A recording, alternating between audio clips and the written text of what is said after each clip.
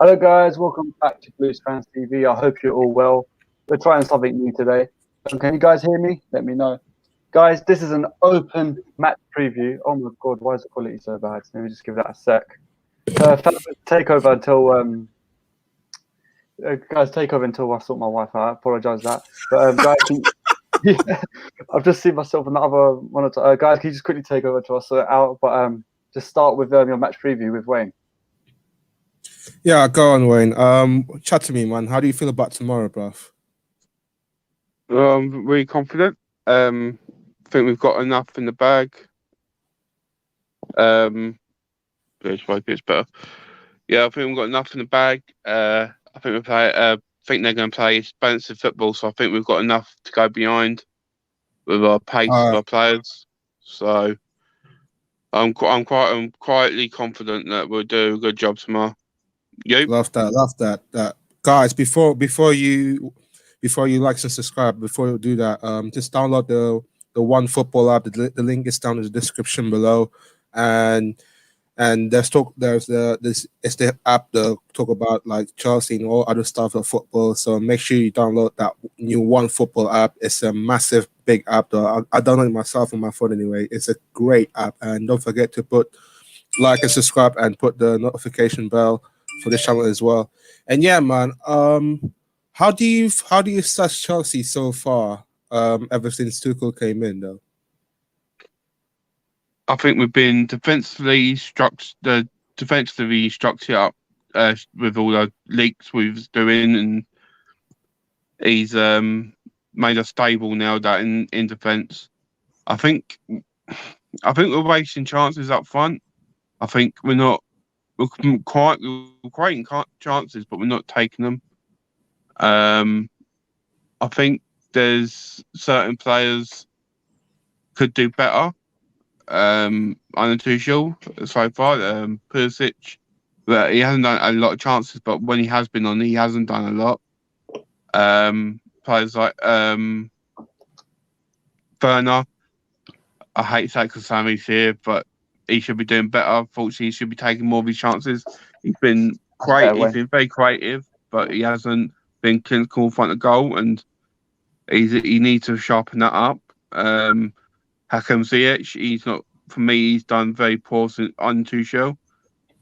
So there's individuals that could be doing a lot better, but there's individuals we can sit here and say we thought would be out the window. Looked so far looking brilliant. Like I got 80 Hive. Got Christensen's looked absolutely smashing so far. You got Rudiger, he's looked good. Lonzo, he looks good. The midfield of Jorginho, he looks better now in midfield. It's like he's done a good job so far, and I think he's only a start. And I think he's going to take us to places. Yeah, we're not gonna lie.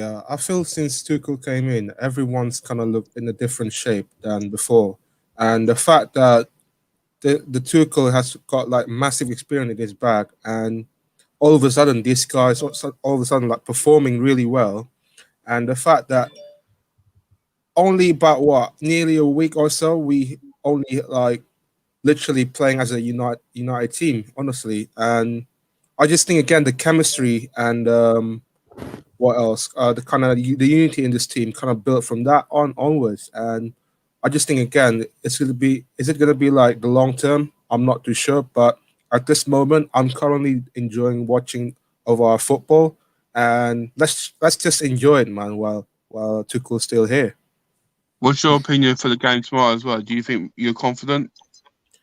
Yeah, not gonna lie, yeah, I'm a bit confident / optimistic, just because I think Leeds gonna play a high line, and the fact that we've been good defensively, but I think we're still struggling onto the final third. And like you said, Wayne, like we're lacking that clear cut chances and lack of killer instinct that we should have killed in earlier games that we've been crying out loud. But I'm optimistic and confident, bruv.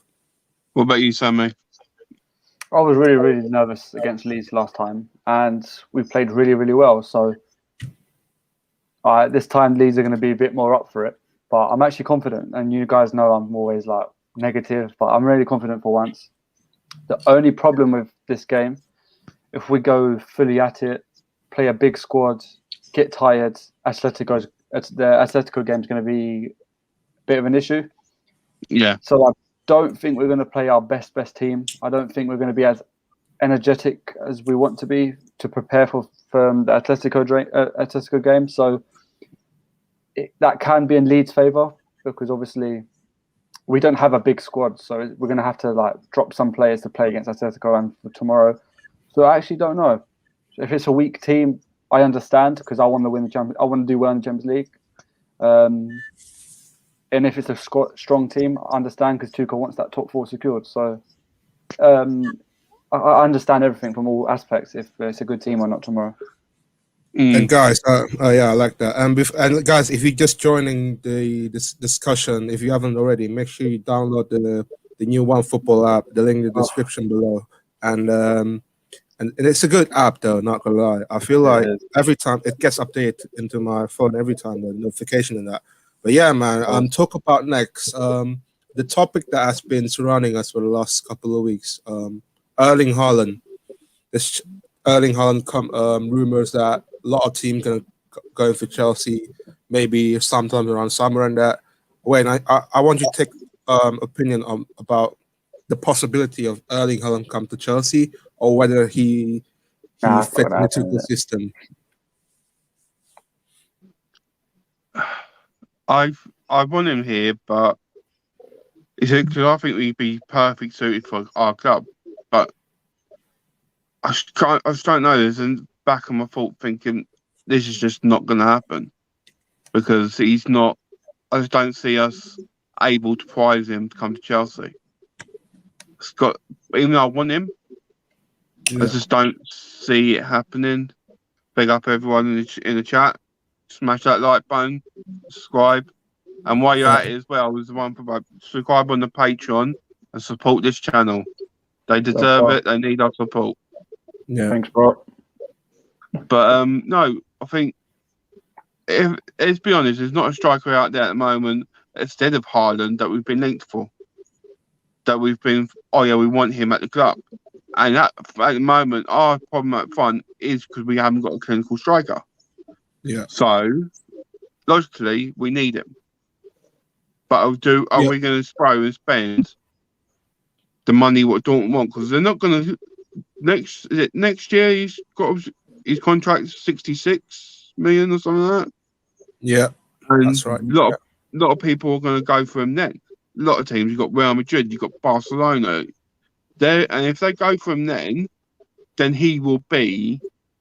He will probably go there. But they're going to ask for excess of 100 million, I would guess, for Haaland, if we want to prize them away. 100%.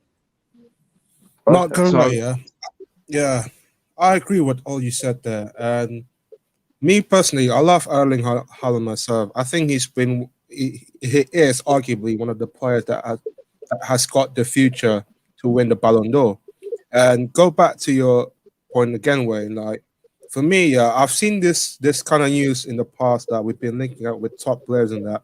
And I think my issue is, like, if we get Haaland, are we kind of like overloading the team in that little bit? And if it's so, like, who are we going to sacrifice in that team though, eventually? So I don't see the Batman staying for long. I think he'd be gone in the summer, personally. I think we've been out too many times online. I think I think Giroud, I don't think he's staying, I believe. So you got Tammy Abraham and Timmy Werner. And I think Tammy, the links have been strong for him to leave to West Ham. So you're looking at just Timo Werner. So we need strikers. And we haven't got many in the youth system that can be promoted. We've only got one, and he's on loan to Vitamis Broja. Other than that, we've got no strikers who are ready to come up, who are clinical as well. So we do need to go buy a striker. And if it's going to be Haaland, then go all out on him, yes, go all out on him. He's going to be worth it. But I don't see us getting him for cheap if we did. Cool. Before we carry on with that, let's get the match preview crap out of the way, and then let's have like a little discussion at the end, because I really liked what Wayne and what you two just both said. But let me just quickly start with Kevin's question. We want Blues Fans TV match, bro. I promise you that's what me and Sophie have been talking about. That would be more coming in the end of the season, because we need to focus on the channel and the fixtures and stuff. But I promise you, Blues Fans TV Football Club after lockdown and merch will be coming after the season. Unless you got my size. Yeah, guys, I've never shaven. Trust me, I didn't get any girls before I had a bit. Anyways, moving on. I think you should shave it. Not gonna lie, no. I need to be like an imam, innit? Anyways, guys, we saw in the news yesterday that Pulisic is not happy. Hi, Slens and Dennis. I'll get you on this in a sec. You're right, yes, bro. What's up, Slens? Pulisic has clearly not been happy at the club lately, and if he doesn't start tomorrow, is that a big thing, or do you think it won't actually mean anything, or you just think it's media rubbish? I think it's all media. Bro, when it comes to Tuchel's teams, the way I see it is we shouldn't ever overreact to his selections, because we have seen that he is not consistent with the players he picks, right? And it's great. I mean, to me, it's great because it shows to me that this guy wants to use his full squad, number one. Number two, if there are some players that are not in his favor, then I'm not going to lie, like their prices will go up because he's playing them and they're playing well. So I would never read into Pulisic not playing, but I would like him to start because I do think it's the kind of game where you can gain your confidence back. Like it's the kind of game where they give you space and behind, they give you space to operate. And listen, he's great at take-ons, right? Because they man mark. If he takes up one player, then you could see him being through, or you could see him being in a more dangerous position. So I'd love to see him start, man, because I don't want to lose him. I'll be honest. He's quite young, and he's shown he's got. Listen, when he's on good form, for me, he's one of the best players in the league. I'll be honest with you. I might be overreacting, but after lockdown, he was one of the best players in the league because his form was incredible. So if he shows glimpses of that again, listen, I'm not going to complain if he starts. Low-key, I would prefer him to start just because I think we need more pace on top. And we all know Leeds going to play a high line. So if we get like Pulisic and Werner as a side and then Havertz as a false nine, those two can run in behind and Havertz gonna cut into the middle in that.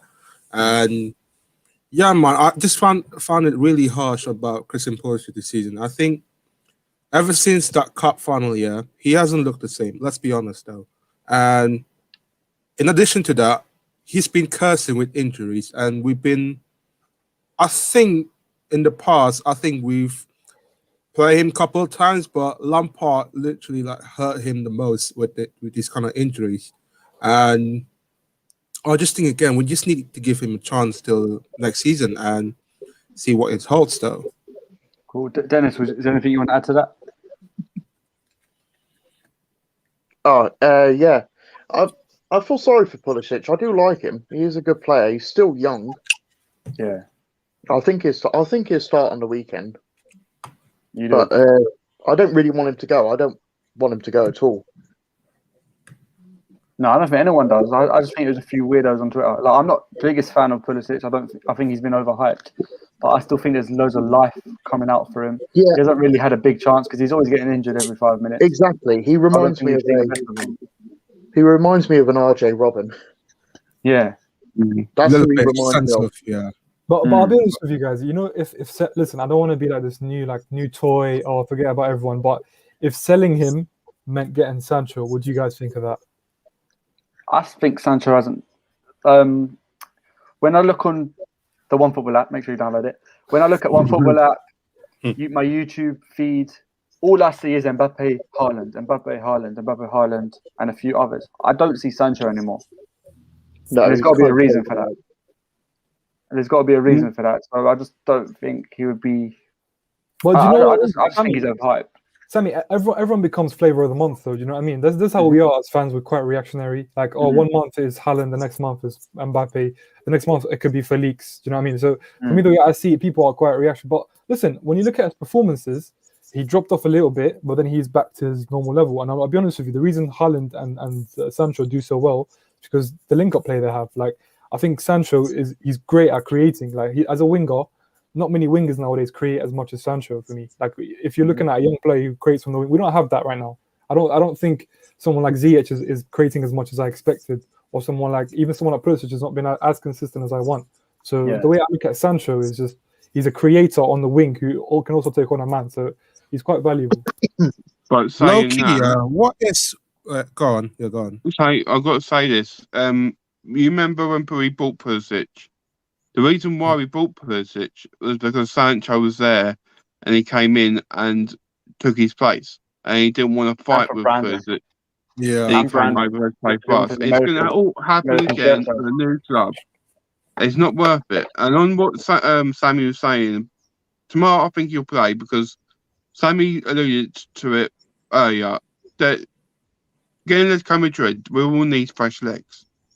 And you will presume if Fernand's going to be his main choice, he will be on the bench to rest him so you don't overwork him for the game against Atletico Madrid, because that's going to be a half-fought game. We've got no Mason Mount in that game. So there's going to be that position is up for grabs. He can either go for Pulisic and play with Werner behind and either Giroud or Havertz at front, or Ziyech. Now, he gave Ziyech his chance. He hasn't given Pulisic his chance yet. So it will make perfect sense for me that he will be in the game tomorrow so he can get his opportunity to prove that he's able to play more than 30 minutes off the bench. So for me, it makes perfect sense that he should be playing tomorrow.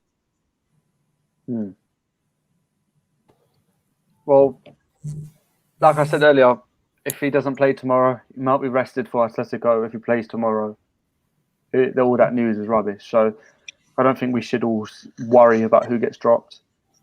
Remember the last game Mount wasn't playing? Mount got dropped for Havertz. Yeah. I don't think Mount was dropped. I think let's change the word to rested, and I think people overreact all the time. So I think there's nothing to worry about. I think when you see at the end of the season, when you see rival football teams linked with a player, that's when I think you can start worrying. But right now, Pulisic is injured. He knows he can't play right now or often. So, and everyone was saying he loved Tuchel at Dortmund, didn't it? And Tuchel was probably brought in to help Pulisic, Werner, and Havertz. So I think it's too early to panic right now. I think you're right. But sorry, go on, bro. Do you reckon Thiago Silva will be in tomorrow or no? No, he's out. No, that's confirmed. Injured. Tammy Abraham and Thiago Silva will not be playing tomorrow. Confirmed from the conference today. Yeah. No, I was going to say, when it comes to Pulisic, which one more thing I want to say is, I know you're saying don't overreact and everything, but you know, I was just looking through his injury record, and I think someone actually told me this. Someone that he has about 20 injuries and he's about 22 years old, right? So like in total, his injury record for his career. For me, that is extremely worrying, man. For someone so young, like someone so young to be that injured that many times, especially because it's muscular injuries and it's like his ankle, his hamstring. I look at it like, listen, this is a bit of a red flag, but we know that when he's fit and he starts games, we know his ability, right? So it's a risk. It's a risk worth taking. I just think we need to assess it. For me, next summer, not this summer. Next summer, if he's willing to wait until then to see how fit he becomes. But next summer, we have to make a decision. For me, like if the injury record persists, then we have to make a decision. It's true. You can't rely on him, innit? Because usually we have our top winger, and then on the bench you have someone less experienced. And and Pulisic, if he can't be the first winger because he's always injured, we have to rely on a bench player, which is why I think, I don't want to disrespect Odoi, but he's not world class to start every week. He's the best winger right now because Pulisic and Ziyech have been a bit dodgy, but Odoi's had to step up because of Pulisic. And I feel like if he had Sancho or something, I just don't think. Yeah, I think Pulisic is causing too much issues with his injury. But I do wish him the best. I do hope he sorts himself out because we've seen loads of class from him. Yeah, we've seen loads of class from him, and I have no doubt that he can be one of the best wingers in the world if he can actually play every week without foul to develop himself. Mm-hmm. He's still so young. He's 20. He's 21, 22, isn't he? 22, Yeah. 22, yeah.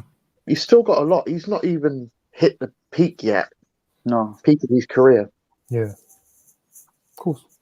Basically, it's the same age as Mount, though, and not only that, I think Slender's right when you brought up that the list of injuries that he's got. I mean, if you look at the season, how many games that he missed? Mainly, but that's because, like Slan says, knee injury. Well, some say muscular and that, but I just think this kid still got a lot of ways to go. Like, if we keep him on a prolonged term, like let's say like he might start tomorrow, and then we assess that till the end of the season, and then saying I want to play again next season. So why not though? Like at this moment, yeah, the best player, the best left winger that I could have think of, maybe Pulisic. As a backup, Hudson-Odoi. Yeah. But if Pulisic is injured every week, we're not going to see him, aren't we? You know, it's ironic. You called Hudson-Odoi our best winger, right? Yeah. He's been playing wing back for most of Tuchel's things. So it's worrying to me. It saved him. It did, yeah. But for me, it's just worrying, man. Listen, like our top scorer in the league, guys, yeah, is Jorginho. It's Jorginho who takes penalties. That's our top scorer in the league. He's got 6 goals. The rest of them are not showing up. Like for me, I'm not going to start to panic yet, of course, because we're 4th now. But they need to step up to the plate, man. Like especially someone like Ziyech. You mentioned Ziyech because he's not in the team, right? So when he comes in, I want him to take the opportunity. Take it by the scruff of the neck and show us that you deserve to start. Even Pulisic, it starts performing. So it's worrying so far, man. Low key, what is the best position for Hakim Ziyech? Because I can't work it out. I was going to just ask that. Is it central or on the wing? Because honestly, like under Tuchel, on the right wing, he's been poor. I think on the especially the Southampton game, he was so poor in that. Yeah. I just think he suffers a lot because of Tuchel's formation at the moment. I think Pulisic and Ziyech both suffer. We play 5 at the back, which means that there's one less space in midfield and one less space forward. So instead of playing 3 in midfield, we'll play 2. And the 2 will always be a double pivot or double 6, as Tuchel calls it. It will always be Jorginho, Kante, or Kovacic, or Gilmour sometimes. So because of that, we don't have that extra man in midfield. For me, the extra man in midfield would ideally be Mount or Ziyech or Havertz, one of them. But because there isn't that position, he's suffering from it. Do you know what I mean? So that's why I see. But to be honest, him himself hasn't taken his opportunity. So they're both to blame, kind of, the formation and himself. That's how I see it, man. Now let's talk Werner. If you watch the phone, so you guys know I cannot stand the guy. I wish him the best. Don't get me wrong. I want him to score hat-tricks every week, and I want him to be the best striker in England. But right now, I don't think he is, and I don't want him anywhere near that starting 11. Maybe tomorrow. I want him to play against Leeds, and then like to rest him for Atletico. But I just don't think he's good enough right now. What's going on? Is it? I know we talk about this a lot, but look, when I started hating on him, everyone was moaning at me saying, "Oh, Lampard's playing him on the wings. It's Lampard's fault." Now Tuchel's played him on the side, centre, behind the striker. He's played everywhere, so I don't want to hear any more excuses. And I've got absolutely hate for no reason. But I'm not here to slander Werner. I'm here to ask questions. What is going on? Because we've seen him miss 1v1s, and if you go on YouTube, he scores them every day in Germany. Yeah. So it's not like he hasn't got the ability, because there is strikers who can't score certain stuff. But Werner, we've seen that he can score good goals and he can score 1v1s. He is clinical. So why is he not doing it in a blue shirt? There's no reason for it. He's one of the most frustrating player I've ever been known as a Chelsea fan, because he is that good, He is so good at, and he should be doing this, finishing goals. But the thing is, he does everything else perfectly. He helps out in defensively. He links up play brilliantly. He set up play brilliantly. He makes spaces for other players. Yeah. He runs off Midfielder, the innit? ball is brilliant. But he's just finishing is diabolical at the moment. And it's just, I want to just shake him and say, what's wrong with you? Why don't you know your decision making should be better? You defeat, like the last game, with me and Lewis watching it, we both were whipping our hairs up because it's like, he had the opportunity at the near post where he should hit the near post, he should have done the far post and curled it round. And then he had another one on the other side where he literally looked like he passed it to the keeper and then shoot with no. Well, he's like, Yeah. I just there's think, no reason. You know what it is? Decision making, I would say. Yeah, it's Decision- partly that. Bro, I think for me, like I'm not gonna lie, I share Sammy's views, and because I do, I tweeted about it a couple of times, and I'm not gonna lie, I did get like a lot of comments. I get called like a Werner hater kind of, which is a bit funny. But listen, the way I see it is for me, like he is. We have to admit it to ourselves. He is a limited player because I always hear that he can't play in the middle of a three, right? I always hear he can't play as a lone striker. He's not a left winger. He can only be a second striker. To me, if you're a striker who's one of the best in Europe, there's no limitations to your game. Like you if you play up front, you score goals. But because he's so limited, his technical ability on the ball is poor for me. Like he's not good at holding up the ball. He's not good at being technical and going through players. His link-up play is average. The one thing I'll give him credit for is that his runs are incredible. Like he runs constantly, right? And he presses really well. He's like a Fernando Torres. He is, but with a lot more pace, I'd say, Yeah, he just works hard and hard and hard. Yeah. But bro, at the end of the day, it's a confidence thing. It's a confidence thing. Yeah. I hope he I gets just find he tries just too hard. Yeah. For easiest option to score, he just tries too hard. Sometimes I would say sometimes he overcomplicated himself. Exactly. He's inside the box, like either I'm gonna shoot or I'm gonna pass. It's like it's a split between, like he's indecisive at times, you know. Yeah. I get worried talking about him sometimes because every time I talk bad of a player, they score. I've had enough the next punch-ups game. everyone about Timo Werner. Because I was fuming when Havertz was starting last week. I was fuming, and this guy played the best game in the Chelsea shirt. So it's a good thing. Don't worry, that's the only time I want to be proven wrong. But it's delighted to say. But you know what? As we're talking about that, with Havertz fit, Ziyech fit, Pulisic fit, who's going to start? I think Would you start front three though with that Pulisic over and Werner? Because I would. Pulisic earns that first start though. No, I think you'll find Mount would be definitely in the team. I think Mount would be definitely in the team because he's suspended against Atletico Madrid, so he will use that for his advantage for his game. I think the question is he going to stay with Havertz and keep him up front, or is he going to go to Giroud? I think he should stay with Havertz. I think Giroud would be better off for the Atletico Madrid game for his experience. Yeah. I think left wing, I think it's either with Werner, be with him, or Pulisic.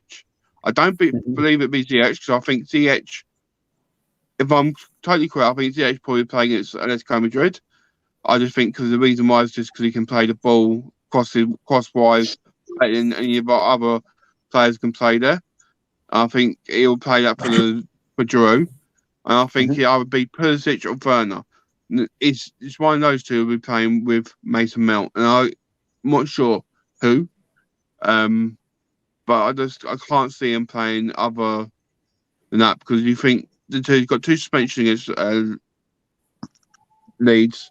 Mason Mount, Mason Mount and Jorginho are both suspended. Yeah. So right. he's got so he's got for against Atletico Madrid. So he will have to. Yeah. He will have to use that for his advantage. Mount's going to be our biggest notes for that. So Mount and Kovacic definitely starting tomorrow then, because they can't play next week. Yeah, exactly. So that makes it, and that's good. That's good to rest the others, isn't it? Martin Jorginho can't play next week. I think Kovacic can play. Yeah, Kovacic can play. Yeah, to be honest, based on form, yeah, my front three is Joe, Havertz, and Mount. But I think if you consider the game and the high line that Leeds play and the press that they play, you have to play Werner because Werner loves the space in behind. And we have to give him the chance to exploit it. So I think for me, it would probably be Pulisic, Havertz, and Pulisic, Werner, and Mount. I think Havertz might drop out for this one and play against Atletico Madrid. Do you reckon he's not going to play best on merit? So, but the thing is, with Tuchel, what I love about him, I told you guys, I love about him that he plays based on opposition. Like he changes his team and personnel based on opposition. We can do that a couple of times. Like Werner played in the middle versus Liverpool. I think this might happen again versus Leeds. I could see it happening. I could, but I just got this feeling inside me that I don't think he'll play both of them. But it could easily happen. But we'll have to wait. The thing is, let's be honest. We all can vouch for this. Under Tuchel, we never know what he could do. He might surprise and say, Alonso, you go and play up front. We never know. I promise you, if Alonso starts up front, he will score more goals than Werner. I promise you that.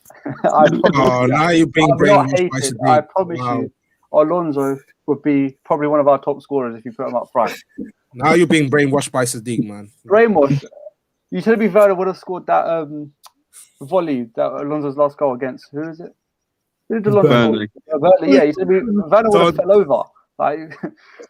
Oh my days. I promise you, I want that. So is Tuchel, if you're watching, start Alonso up front. Well, you're being like Kazi and Johnny. You are. I'm not trying to be like Kazi and Johnny. At the end of the day, I would. If Timo Werner doesn't score tomorrow, I might get punch up again with other people. But I just think again with Alonso and I would start him, Alonso. I'm not gonna lie, just because I think he's more of attacking rather than Chilwell, and against Leeds as well, play a high line. Why not start Alonso? And I can understand why people hate Alonso just because I think he hasn't been that Alonso that we used to know play as a left wing back. But under Tuchel, so far, Alonso has been good. Yes. Can I ask a question, Sammy? Yeah, of course. Sorry. Well, we're talking about the Leeds game. What is our record at Leeds? Because I know we haven't been there for a while. But I was just wondering, would you be able to find that out? We have. You're talking back to the day. I'm too young for that. But let me get out. That's the thing. We played at 2004. I think we won that game. But that was 17 years ago. But I remember the last time we played Leeds. That was a League Cup 9 years ago. We've beaten Leeds 35 times, drawn 29. We've lost against them 39 times. So that's a team that's beaten us more than history. Bloody hell. So it's going to be one of those games where it's going to be tight. If we're going to be honest, at Leeds will not have got our best record there. So it's not going to be a game that we're going to run away with, or if people might think they even know how they play football. So I be cautionary. I think he'll play. I don't think he'll play expansive football.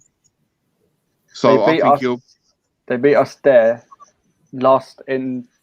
Where did they?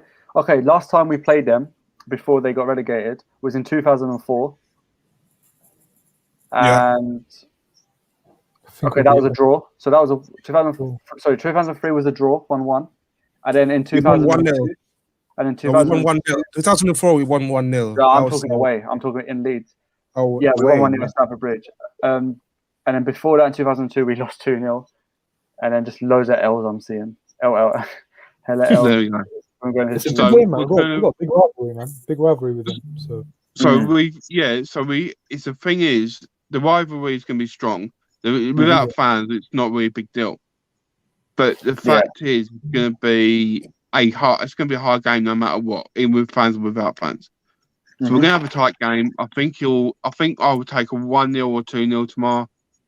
I don't think there'll be a lot of goals in the game. But like I said, I don't know what you guys think, but I'm looking at it as, because obviously I remember the games, and I remember, because obviously I'm that old, but it's the fact I know it's going to be a tight game. Even I know the 3-1 was like that, but it's the fact that the reason why it's 3-1 was because we had our fans then. Our fans moving us on, even though there weren't many of them, they were still there. We've got no one this time, and it's away, and it's against Leeds, one of the better coaches in the Premier League. It's going to be hard. It's going to be hard, no matter what we think. It's going to be a hard game. Yeah. Do you guys want to hear an interesting fact about us and Leeds? Yeah, go on, Slans. This year in the Premier League, we've only scored one more goal than them. Wow. So we have 44 goals. They have 43 goals. And again, it goes down to our front four, front three, not firing enough. So we know they'll score. I think for me, they will score. Like I hope we keep a clean sheet. But I think because of their system, they're so potent. Like they create a lot of chances. So we need to score 2 goals for me. Like hopefully we thrash them, because we need to thrash them. We haven't done that in a while, man. We need to score 3 or 4 goals. We haven't won, to be fair. We've never scored more than 2 with Tuchel, haven't we? Yeah, but we've conceded 2 goals in this whole reign. So I guess it's Own goal, about innit? One was even an own goal. Yeah. So hopefully we can thrash them, man. We need to score 3 or 4 goals, man. And then hopefully Timo Werner brings his shooting boots for once. Amen. So I feel like that's what all Chelsea channels and Chelsea fans are talking about every single week. Why is Werner not scoring? Like, I'm bored now. I want to talk about something else. Like we did 4 months of talking about Lampard in or out. Now it's just Werner in and out. Like, please, Werner, score. Change the subject of it in these videos. Do something. Mason That's Mount. why I got you, Sammy, to change it. Because I feel like I'm the only one against it. Everyone loves it. Him and Havertz are not allowed to do. For some reason, Havertz and Werner on Twitter are not allowed to be criticised, and I don't know why. Alonso can score 10 goals tomorrow. No praise. Werner will score 1. Oh, he's back. He's amazing. Blah, blah, blah. I just don't understand Chelsea Twitter. I know you're going to try to get onto me about Werner. I think I'm more lenient towards Havertz and Werner. I'll be honest, personally speaking, because the guy is like, I think Werner. I hate to bring Havertz. I hate to bring excuses, but I think COVID.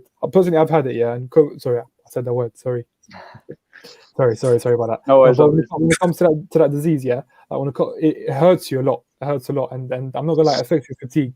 So, like, I'm not gonna lie. When it comes to Havertz, he hasn't played as many games as Werner either. But Werner has played in almost all of our games, and he scored about 5 goals in the league. So you have to look at it this way. I see Werner deserves more criticism than Havertz for me.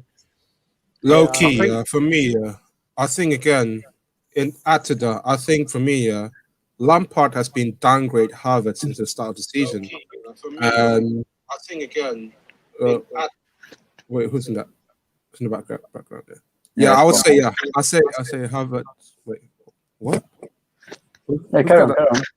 Yeah, I would say I just say Havertz, downgrade him to the bench, and the fact that we haven't got the chance to see this guy a lot since the previous manager and that, I just think I found it baffled, and the fact that since the start of the season, midway kind of onwards, we've been missing out. We've been crying out loud for creativity in that, and the fact that we've been crying out for Havertz as a false 9, playing as a false 9. Lampard never gave this kid a chance though, and when Tuchel came in, I can sit there and say, like, yes, like San says, he had that disease for about 2 weeks, and yes, it's hard to get level foot fitness in that. But at the end of the day, Havertz is that kind of guy that would give this team a lot of creativity in attack. I hope you're right. Who's joined? Okay, so the thing with Havertz, he started badly. Like, he hasn't done much, in my opinion. The thing where Werner, Slens at the beginning, I disagree with you. I think at the start, Werner, I'm talking about after he stopped. He did score for a bit and then he stopped. The thing with Werner, when he didn't score, he got an assist. So that's why I was more anti-Havertz than Werner. But right now, I think it's now switched. Like, now I'm more lenient to Havertz than Werner. So do you think it's just adapt? They just need to adapt? Because don't forget, Chelsea is a big club. If you like us or not, we're a top 4 team. There's a lot of pressure with the manager, fans, and stuff. So Havertz and Werner, especially being foreign, they've got to come to a new country, and they're not big. Right, they're big players, but they're not big players. So there's a lot of pressure with them knowing they need to do a good job at Chelsea or we'll get rid of them. They have to do a good job at Chelsea because Chelsea's a big team, and Chelsea paid a lot of money for them, so there's a big pressure. Havertz is our record signing for player-wise. And same with Kepa, there's a lot of pressure on them. They know they have to play well. So I think sometimes that gets in their head. Yeah. And at the same time adapts to a new team. So there's loads of problems with them at the moment. So next year I would judge them fully. Exactly. Yeah. And then if I'll give them no more, in my opinion, I'll give them no more. There's no excuses for them if they don't perform next season. They've just got to adapt. You've just got to give them time. Of course. They're still young. Well, Havertz is really young as well.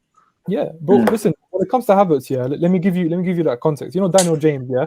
You know he's 2 years older than Havertz. He's 2 years older than Havertz. So think about this for a second. Like, he shows you how young he is. Older. Yeah, 2 years older. Seriously? So it makes literally. So, I thought he was younger. Yeah, I know. He looks like it. But no, when it comes to new signings, man, you always give them a year to adapt. Give them a year to adapt. If they don't adapt within a year, then you start assessing them. But you give them 1 year to adapt, especially from a different league, different country, especially during difficult times. It's not an easy time to move countries, let's be honest, yeah? So you give them time. Next year, then we can assess them. But we can still criticize them, by the way. They're not immune to criticism, just like every player is. So I think it's in some ways it does them good if you do criticize them. Puts more pressure on them, motivates them a bit more, pushes them a bit more. The thing is with this season, we've all agreed this season has been quite up and down because of that, you know what. But the summer, you've got to remember, the summer, he was in training with the team, with Ziyech, right? Not the others, him and Ziyech. Havertz come later on. He didn't get that time to adapt like they did. He's had the opportunity to adapt. He's had his opportunity to bed himself in the team and meet the players and have his pre-season. No, that's why partly I'm frustrated. That's why I'm frustrated with him, because there's no excuse for him. I think he's had his bedding in period. He started scoring his goals. Then he had a bad period and he went in confidence, and then that was it. He's just since then he's scored 1 goal since. And he's not now. He's been kicked off the penalties as well, where he was a penalty taker for a while. He got kicked off doing that. He's proven. It just frustrates me because he's had the opportunity. He's had the time, and he's now been playing his positions he wanted to play as well. It's just for me. It's no more excuses. And if he doesn't perform by the summer, then he's either he's got to accept he's going to be number 2 and play in the wing, or he's got to get out, because we start needing a striker. We've been the last time we had a proper striker was Thiago Costa, and I think that was the last time, and we need to start now getting back into getting that proper striker who's going to lead us the way and to the glory days again, because that's what we need. Think about it. The last time we had a good striker was Diego Costa, and that's when we won the league. It was quality. It's a shame. I think that was one of the biggest mistakes in our club's history, getting rid of him that quick. I'm the biggest Conte fan, so it hurts me to say that was a big mistake for him. That probably cost him his job. But I agree, man. I agree. Like, I don't want to hate on Conte, because I love the guy. I do think that's a manager that would have brought the club forward if he got backed. But that's why I like Tuchel, because he reminds me of Conte a lot. He's very similar to Tuchel. He's like a more attacking Conte-esque style. Brought the 3 at the back. So that's why I'm quite excited with Tuchel. He's like a mixture of Conte and. What I like about Tuchel is Sarri. He's got a bit of Sarri ball, bit of Conte ball put together, and I like that. I really like that. So I think Tuchel has deserved to be backed this summer. Yeah. He's like, look, I've improved your defense. We're playing good football. It's not my fault these clowns can't score. Give me a striker who score more than 2 goals. That's how I see it. And I think when you buy big players can play for any manager. So you know what? Just back him. If you sack him, if we buy Haaland, for example, if we sack Tuchel, I'm sure any manager will play Haaland and have him there. So that's why it's like, you know what? Forget about Tuchel backing or not. Just go out and buy the good players, because right now it's not working. or not to its best top ability that his club has. Simple as that. Simple as that. When it comes to big players, when it comes to world class players, as you said, it doesn't matter what system you put them in. Doesn't matter what manager they play under. Someone like Haaland, for example, whichever team you put him in, this guy will score goals. Exactly. Goal scorer. You know what I mean? So someone like Thiago Silva, whichever team you put him in, he'll be a great defender. Someone like Oblak, and any team, any manager, any system he's under, he'll be a great goalkeeper. So that's what I want to sign these kind of players. That's my point. So I hope you know about Thiago Silva. Do you reckon he will be there next season? Will he sign that 1 year extension? Do you reckon? Fabrizio Romano. I reckon he wants it. I reckon he wants it. Have you seen the picture?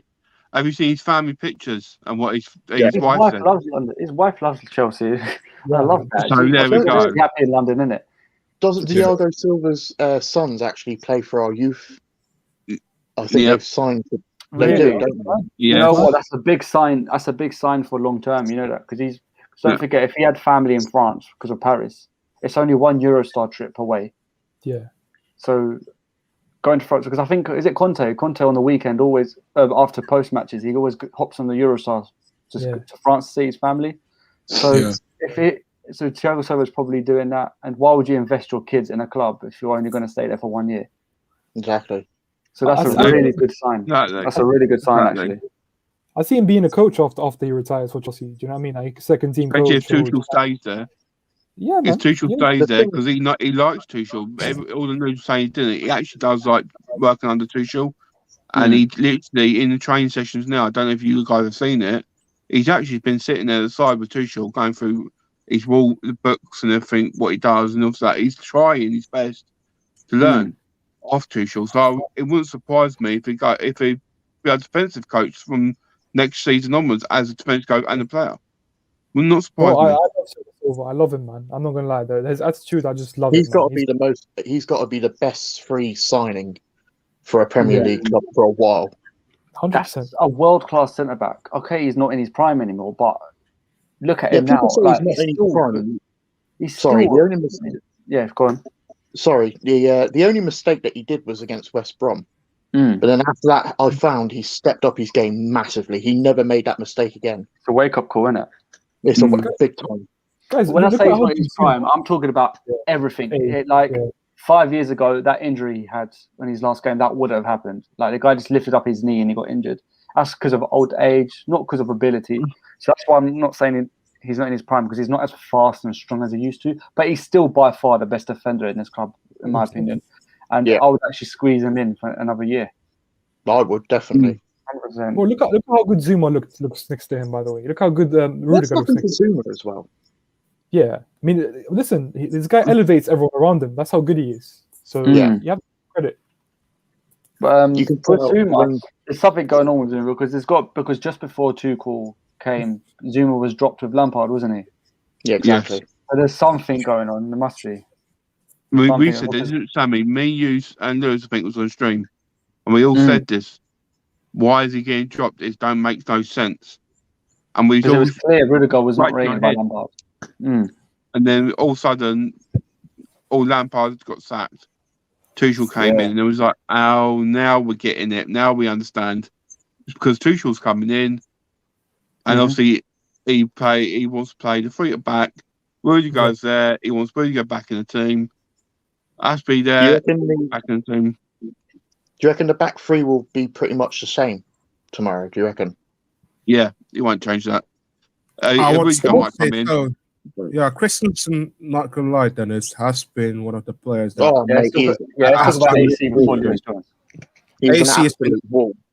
AC has been underappreciated, though. To be fair. Like I just said, I'm pointing at it. I'm part of it. Me and Lewis. You know what? He deserves it. You know what? I'm a bit. I think people overhype Havertz and Werner, but AC, he's deserved it. He's deserved it. Fair play. I'm not going to have anything against him, innit?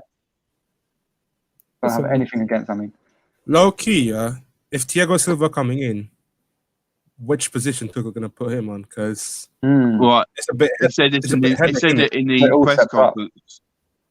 he said in his press conference that when Silva's back, Silva's best position is central defender, but Christensen can play either right central defence, left central defence, or central defence. So he can see them playing together. Do you remember Josie used to play him as right back in cup games? Do you remember that? Yeah. Jose, man. Jose's different, man. So he has, yeah, true. So he has got them running capabilities and stuff. No, listen. To be honest, I see the Christensen. Oh, look at that, man! Beautiful. Yeah. Beautiful, man. St. Louis in the background. No, we haven't got presents yet. God. Things asleep. I know you're in the background. Yeah, when he wakes up, I add him on. You know what? Everyone watching, if you're watching, at Lewis on Twitter and tell him to come on. Let me get his Twitter for you. And just spam his Twitter. I'll say, because last time we did that, and loads of people were messaging him. Wait, go on, Slaz. You're about to say something? I was going to say, listen, like, shout out to Carefree Lewis, man. Man, like Patrick Bamford's joining the penitentiary tomorrow, man. He's getting locked up, man. He is, man. He is. But now, listen, bro, for me, in the future, I would love to see, if we go to a back four, I would love to see Silva and Christensen as centre backs, like as a back four. That partnership looks very promising. So I don't think he's sold on the back four, because I don't think he's sold on Chilwell as well, or Alonso as a left back. I just don't think he's sold on that. And I think he'd rather have the wingers, because I think he thinks that's better suited for Kante in the middle and all the midfielders, because I don't think there's enough central.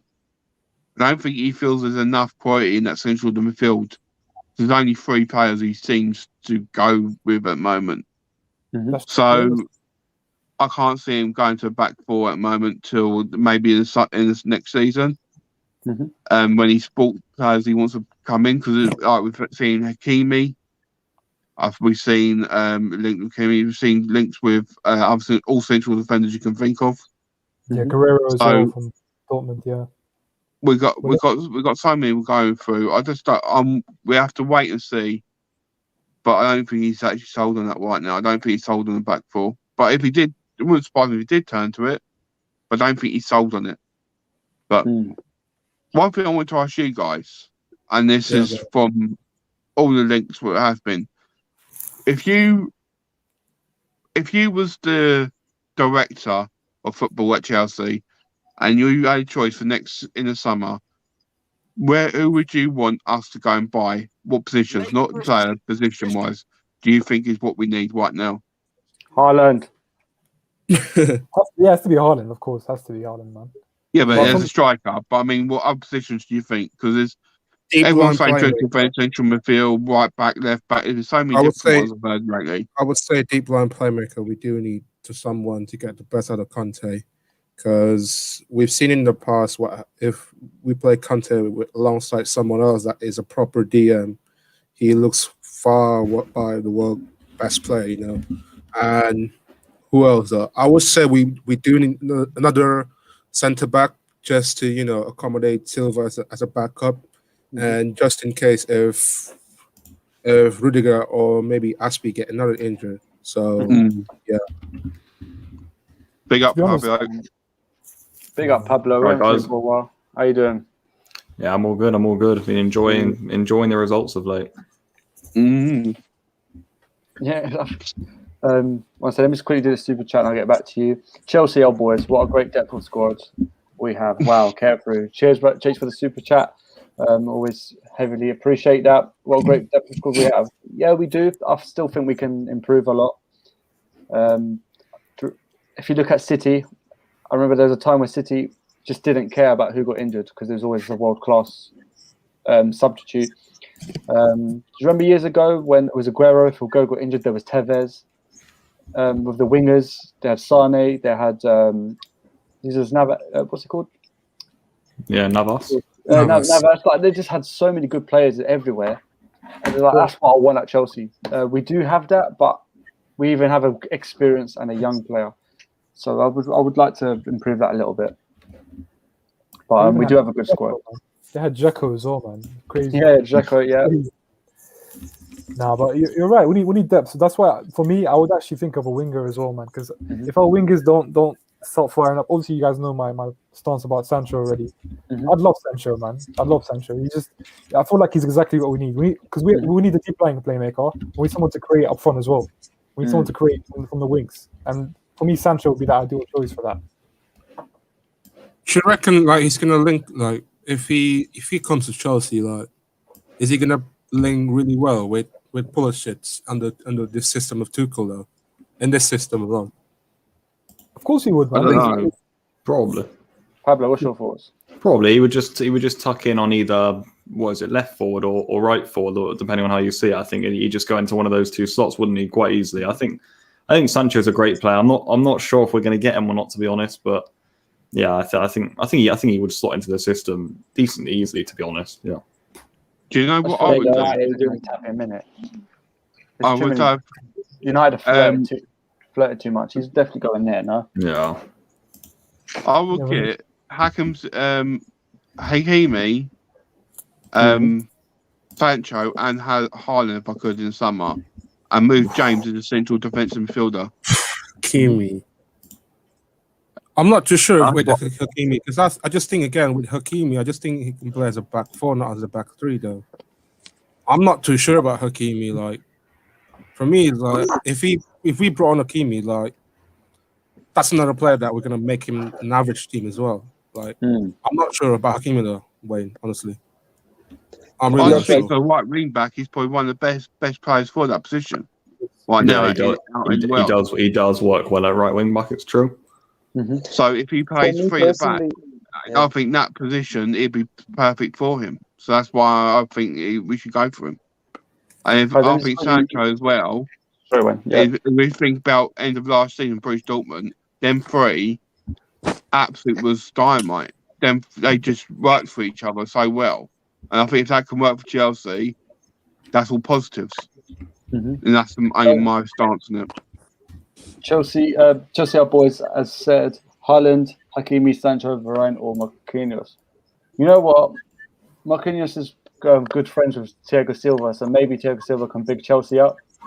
Haaland, for me, him and Mbappe is the best. He's going to be the next Messi and Ronaldo. So I would buy him regardless if you need him or not. Hakimi, Sancho, that's a good one. I'm going to take Sancho. I'm going to take Slander's words with Sancho. I don't know. I need to know more about Hakimi to judge him because I've seen there's loads of good players out there. Because if you Google Havertz on YouTube and Werner, they look like the best players in the world, and they've just not done well at Chelsea. So I don't really care if you're good on YouTube. Like everyone's like, look at Lukaku. I thought Lukaku was terrible at United. I writ him off, and look how good he is in Italy. So some players are just not built for certain countries. Sorry, certain leagues.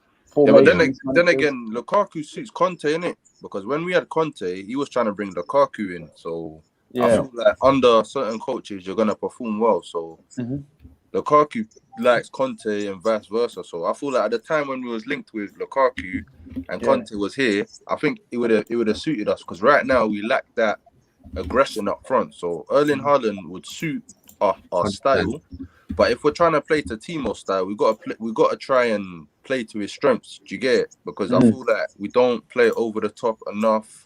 Yeah. We lack that. We just lack it too much. We play nice football. Don't get it twisted, but I feel like we missed that Fabregas, that someone that can just ping it over the top. Obviously, it's not on all the time, but we do know that Timo is he's like a counter-attack player.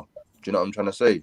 So you're not expecting Timo Werner to bully anyone. You just want him to be in the last 20 meters. So yeah. But you know what, Embo? Do you know what? We've actually been doing that the last couple of games. Like we've been hitting the balls on top. We've been Mount, Jorginho, Kovacic. They've all been doing that. Yet the guy's still not scoring goals. But you know what it is, yeah. If you look at his conversion rate, like even last season, yeah, even though he had good stats, he's like a Mo Salah. He needs loads of chances, before he scores in it. So I feel like we just gotta keep licking it, bro. We just keep licking it and praying it that scores in it. Do you know what I'm trying to say? Because I want him to do well in it. I'll give him another season. I'd give him another season. And personally, if I was Timo Werner, and I was hearing Haaland's coming to the club, I'll be trying to you get it, prove a point, because he could take his place. Do you get it? So for me, I would like for both of them to play together, like Haaland. But then who would you? Okay, we had Haaland. Who in the midfield you're dropping? We had Haaland, Timo Werner. Who you dropping out then? Like, who you playing with them? Because Havertz has to play. You just bought Havertz 70 million. You're not going to bench him, are you? Sometimes the ball. And Mason has to play. Like Kepa, I've told you before. Like I've been told by someone from the club. I can tell you privately when the stream's finished. Kepa was forced to play. That's why he played longer than he had to, and that's why Lampard wasn't happy for a bit. So yeah, I agree with I agree with what you say, bro.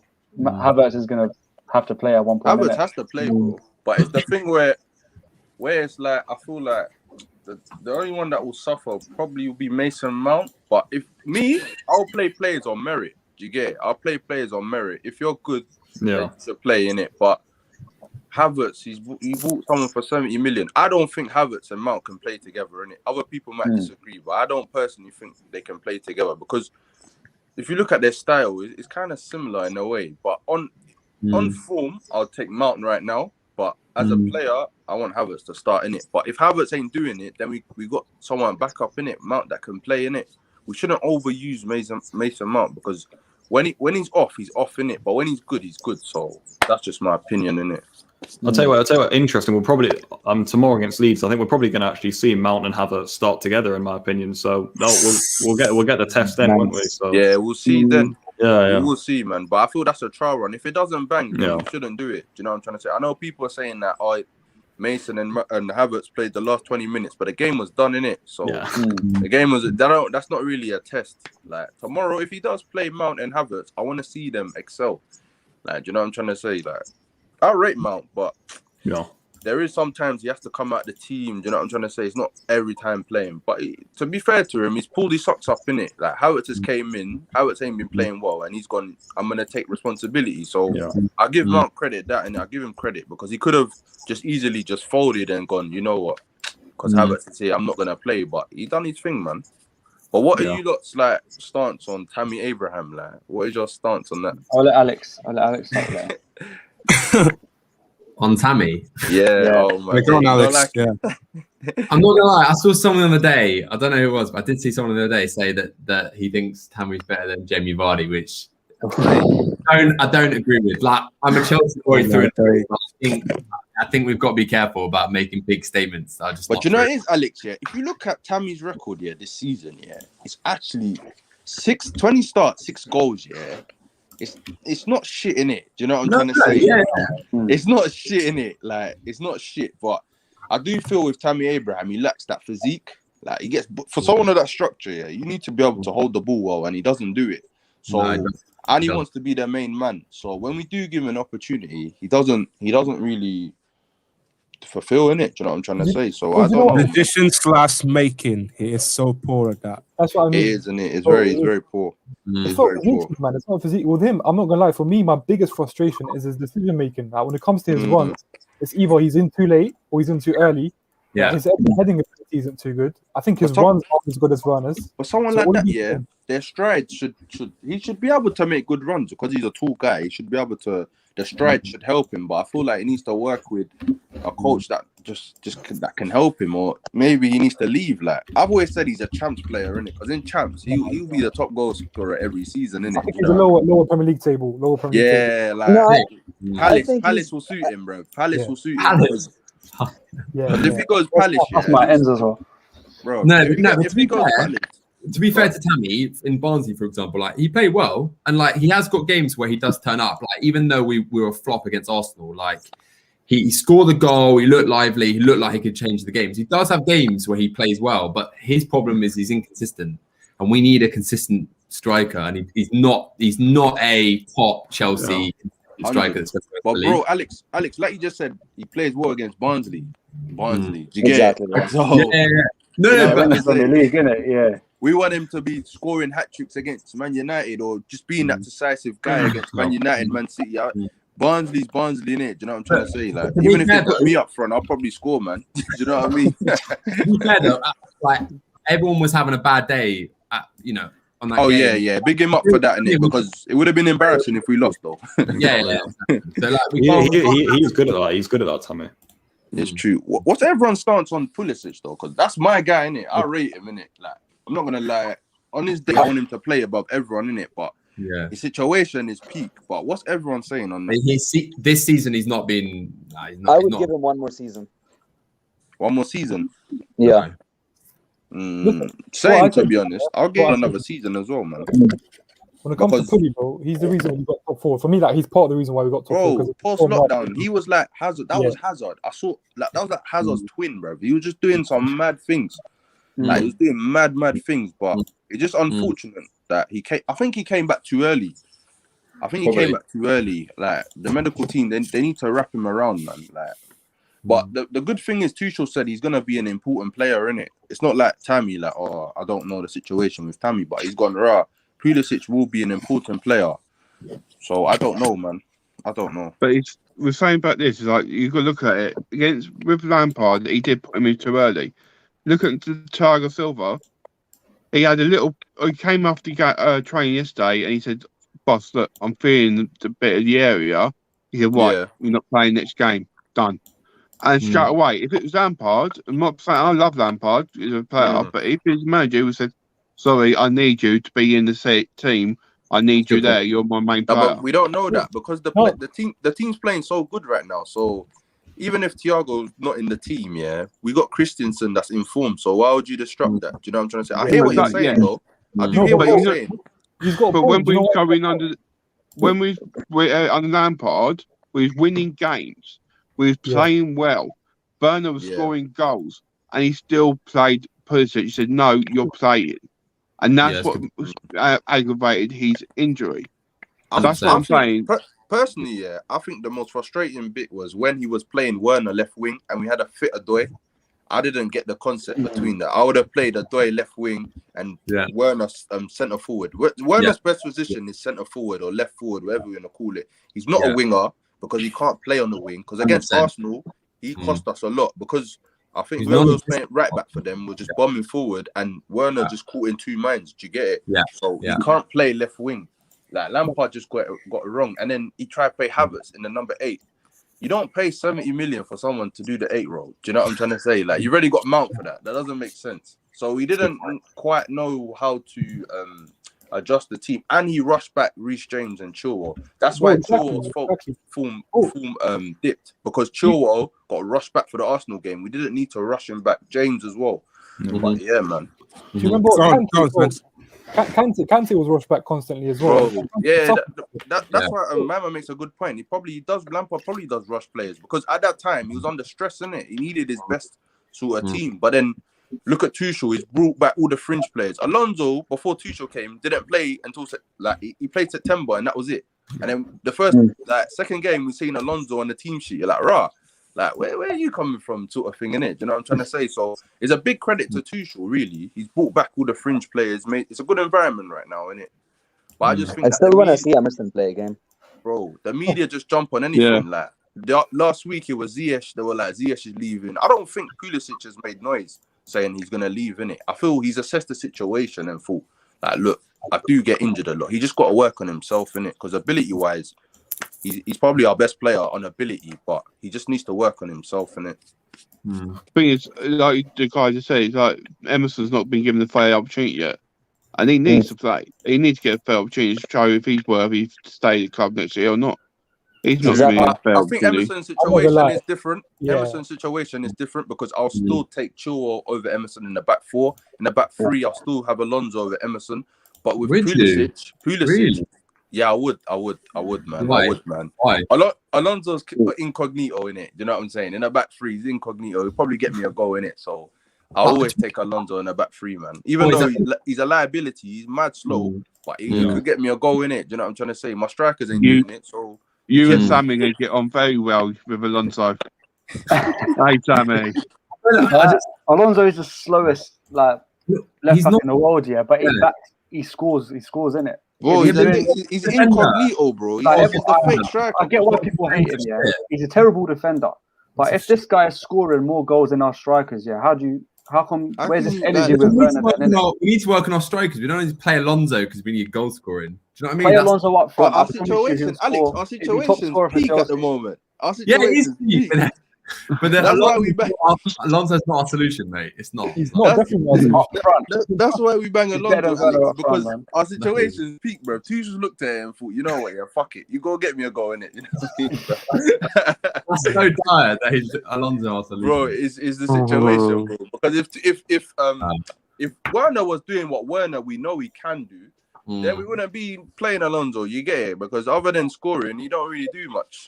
I'll be honest, bro. I don't know if he can do what Werner can do. Like, we haven't seen it, so I don't know what he can do. Maybe in Leipzig system, but I haven't seen him do anything. So I'm not gonna say. You know it is, yeah. We always got Alonso is have faith in 100 it, times better finisher than Werner. bro. We I'll always put my hand on heart. I'll say that with my chest. Nah, come on. Let's all. What do you say, Jokes aside, yeah, I actually think Alonso is a better finisher. Nah, bro. than Werner. I filmed Rudiger and Alonso years back on the night shoot. Yeah. And Alonso, just for the warm up, Alonso was hitting every. I know, like, everyone can do, not like even non-pros can do that, but Alonso was just hitting the bar every time he wants. Nah, bro, you're violating now. Put him up front, man. Yeah, You say I'm violating, but who's missing 1v1s every day? Who's scoring these bullies, as a left wing back, and who's missing 1v1s? You see what I'm saying? I like Werner. I'm gonna Sammy, do you know what it is? Yeah? Let's give Werner another season, innit? I know. I'll allow him. I've been getting grilled. Yeah, I've been getting grilled by all my other brethren support other teams. I get grilled daily. Werner. I'm like, yo, like, give him another season. I just keep saying he's been playing out of position. His goals that he ain't scored hasn't cost us, so we just got to take positives in it. But he's only got one man for Alonso. No, knew this was coming. Jesus.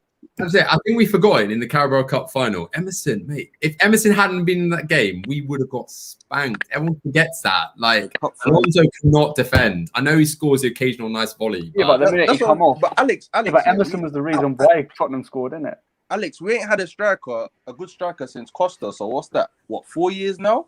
Like, a good striker that's banging goals. So that's why we bang Alonso, bro. He's only there to score. He's there to score, bro. Well, the thing is, the main question is, if we're persisting with a back three, then Alonso has a future. If not, then if we're going to a back four next season, I don't see him having a future in the club. We keep him on the books, because we're gonna play back four next season. But if we do rotate, because Tuchel is a tactician, innit? So there are games he might go back to a back three. Then you play Alonso, innit? If we're suffering, you bang him up front, innit? You get it. He was going, fam. You get it. Because do you think we'll go back to a back four, though? Do you think we'll actually go back to a back four next season? Because I think so. I think we'll go back to a back four. We're only playing a back three. We're only playing a back three because he doesn't trust any of the defenders to play. Like, the only great defender we have is Thiago Silva, innit? So we don't trust the back line. That's why we're suffering from attack, because our attack got that one less player. So it's the balance, innit? Do you know what I'm trying to say? Like, it worked so well. It worked so well though for Chelsea. The back three for me in the past years, it's where we've done our best. The back three, it worked so well when we needed top four last season. But bro, this is a different back three, because when we had the back three of Conte, we had Hazard, we had Willian, that were at least was beating teams 3-4-0. I can only see us winning 1-0. This team suffers, we suffer. And it's like, it's a bit like, as a fan, it's like, rah, like, if we don't score, we're not going to concede, but if we don't score, we're fucked, innit? Do you know what I'm saying? I get that, but we're more defensively structured now. 100%, that's good. And now we are our best defensively structured, and it reminds me of when Conte first switched. Man. We're so strong in this. Well, I just wonder if we do so well in the back three. I don't get the point in just changing to a back four for back four's sake. And to be honest, we did that at the start of this season. By the way, we ended the season strong. I know we lost the FA Cup final, but we ended the season really strong in the back three. And then we went out to a back four just for the sake of playing a back four, just because we signed. You know what? I don't think Tuchel's a pragmatic manager, right? And number two, if you look at it tactically, if you have an extra man in midfield, your counter press will be more effective because we get the ball higher on the pitch, we can transition quickly, score more goals. But Pablo, teams will find us out. You know what I'm trying to say. That's why we got to adapt. But for this system. Mason Mount suits it because of the counter press, because he's a workaholic. You need people that are going to run off the ball. So it does make sense that he does play in it. Do you know what I'm trying to say? But I feel like Tuchel's going to assess the situation next season, because when teams start giving us different problems, we're going to have to switch up the system. We can't just keep playing the same system. Even Guardiola changes the system. He plays his fullbacks in midfield. That's crazy. Do you know how crazy that is? Yeah, but the thing is, he can play at 3 at the back still and do it differently, because he's proven already in numerous occasions that I've seen him go to play at 3 at the back, but then turn to 4 at the back, 5 at the back. He's turned into different positions, different players going different players. It's a fact. I know we were saying that he will have to change it up, and I respect that. But there's going to be times where he's got players on that field where he can play in different positions that are 3 at the back, and you think, why are you playing 3 back? And you can then go to 4 at the back, and that you think, now I understand why he's doing it, and he's changing it up through the game. And I think, 100%. He always does it in game management. He always changes the system, innit? It's just on paper, that's what the system looks like. Exactly. Against. So how are the teams going to suss us out if they're going to look at us and say, oh, they're going to play that, and then also we're playing something different, because that's how Tuchel's made us play. Because they might change it. Do you know what I'm trying to say? I'm talking about like the bigger teams. They might just do something different, because we do have to respect our opponents, in it. You know what I'm trying to say? So they might have a plan. I don't know. They are like Guardiola. When we go up against a Guardiola, what's he gonna do against us? Is he gonna? Do you know what I'm trying to say? Like where we won't have the ball as much, because Man City always have the ball. So how are we gonna come up against that? So we don't know yet. System, what's insane about it is that he plays Cancelo as a midfielder, and he has a false 9. So that's another midfielder. So imagine how much suffocation there is in that midfield. That's what we tried to do against Everton. When Havertz plays as a false 9, you see him drop down a lot, and our midfield becomes packed, and we can interchange and play more link-up play there. But that's what I'm saying. Mount and Havertz can work together, because Havertz drops deeper. If I see Mount playing on the right, I see them creating a relationship, man. Like the link-up play can be good. I think if Werner plays with one of them as well, he can run in behind, and we can stop playing those through balls. But in a 4, I hear that, bro. In a 3, it might work, but in a 4, I don't think it'll work, because they can't play them as 2 8s, because Havertz can't do the 8 role. He can't do the 8 role, bro. We suffer when Havertz does the 8 role. But he's a passenger. Bro, you can still have Havertz as a false 9 and a 3, and then you can still have Mount as a right forward. No, as a right forward, man. On form, but there are better players that if they they are better in the exactly. Hudson-Odoi on the right forward or left forward is probably better than a Mason Mount in that position. But Mason Mount's best position is an 8, bro. Well, I said this right now. Based on form, I said this earlier, Based on form, my current front 3 is Cho, Havertz, and Mount. My current front 3. Based on form, 100%. I agree with you. But I feel like if other players was to hit form in that position, then Mount can't play the right forward role. He has to play the 8 role, because on the half turn, he's probably one of the best in the Prem on the half turn, literally received on the half turn. But the only thing with him is his decision making, sometimes it lets him down. But I can't fault him too much, because he has carried us a lot this season. So fair play to him, innit? You know what I mean? He's been carrying us major. Yeah, he has, man. I just feel like with all the agenda against Mount, it's just Lampard was overplaying him. That's not his fault, because if the gaffer says play in it. You know what I'm trying to say? But that's a Lampard problem, in it. But you can't really fault the kid, in it, because he's doing what he can, in it. You know what I'm trying to say? Like, I see Chelsea fans being like, "Oh yeah, like we're overplaying Mason, like he's overrated." I'm like, "Are you like literally Liverpool game? Like he turned up." Like I actually don't understand. Like you're taking for granted how good Mason actually is. Like if for me, he's insane. For me, I'm Mount's biggest fan. For me, this is a crazy good player. Is the Lampard situation, innit? Because even you lot can admit, he did overplay him, innit? There are games but mate, he had to.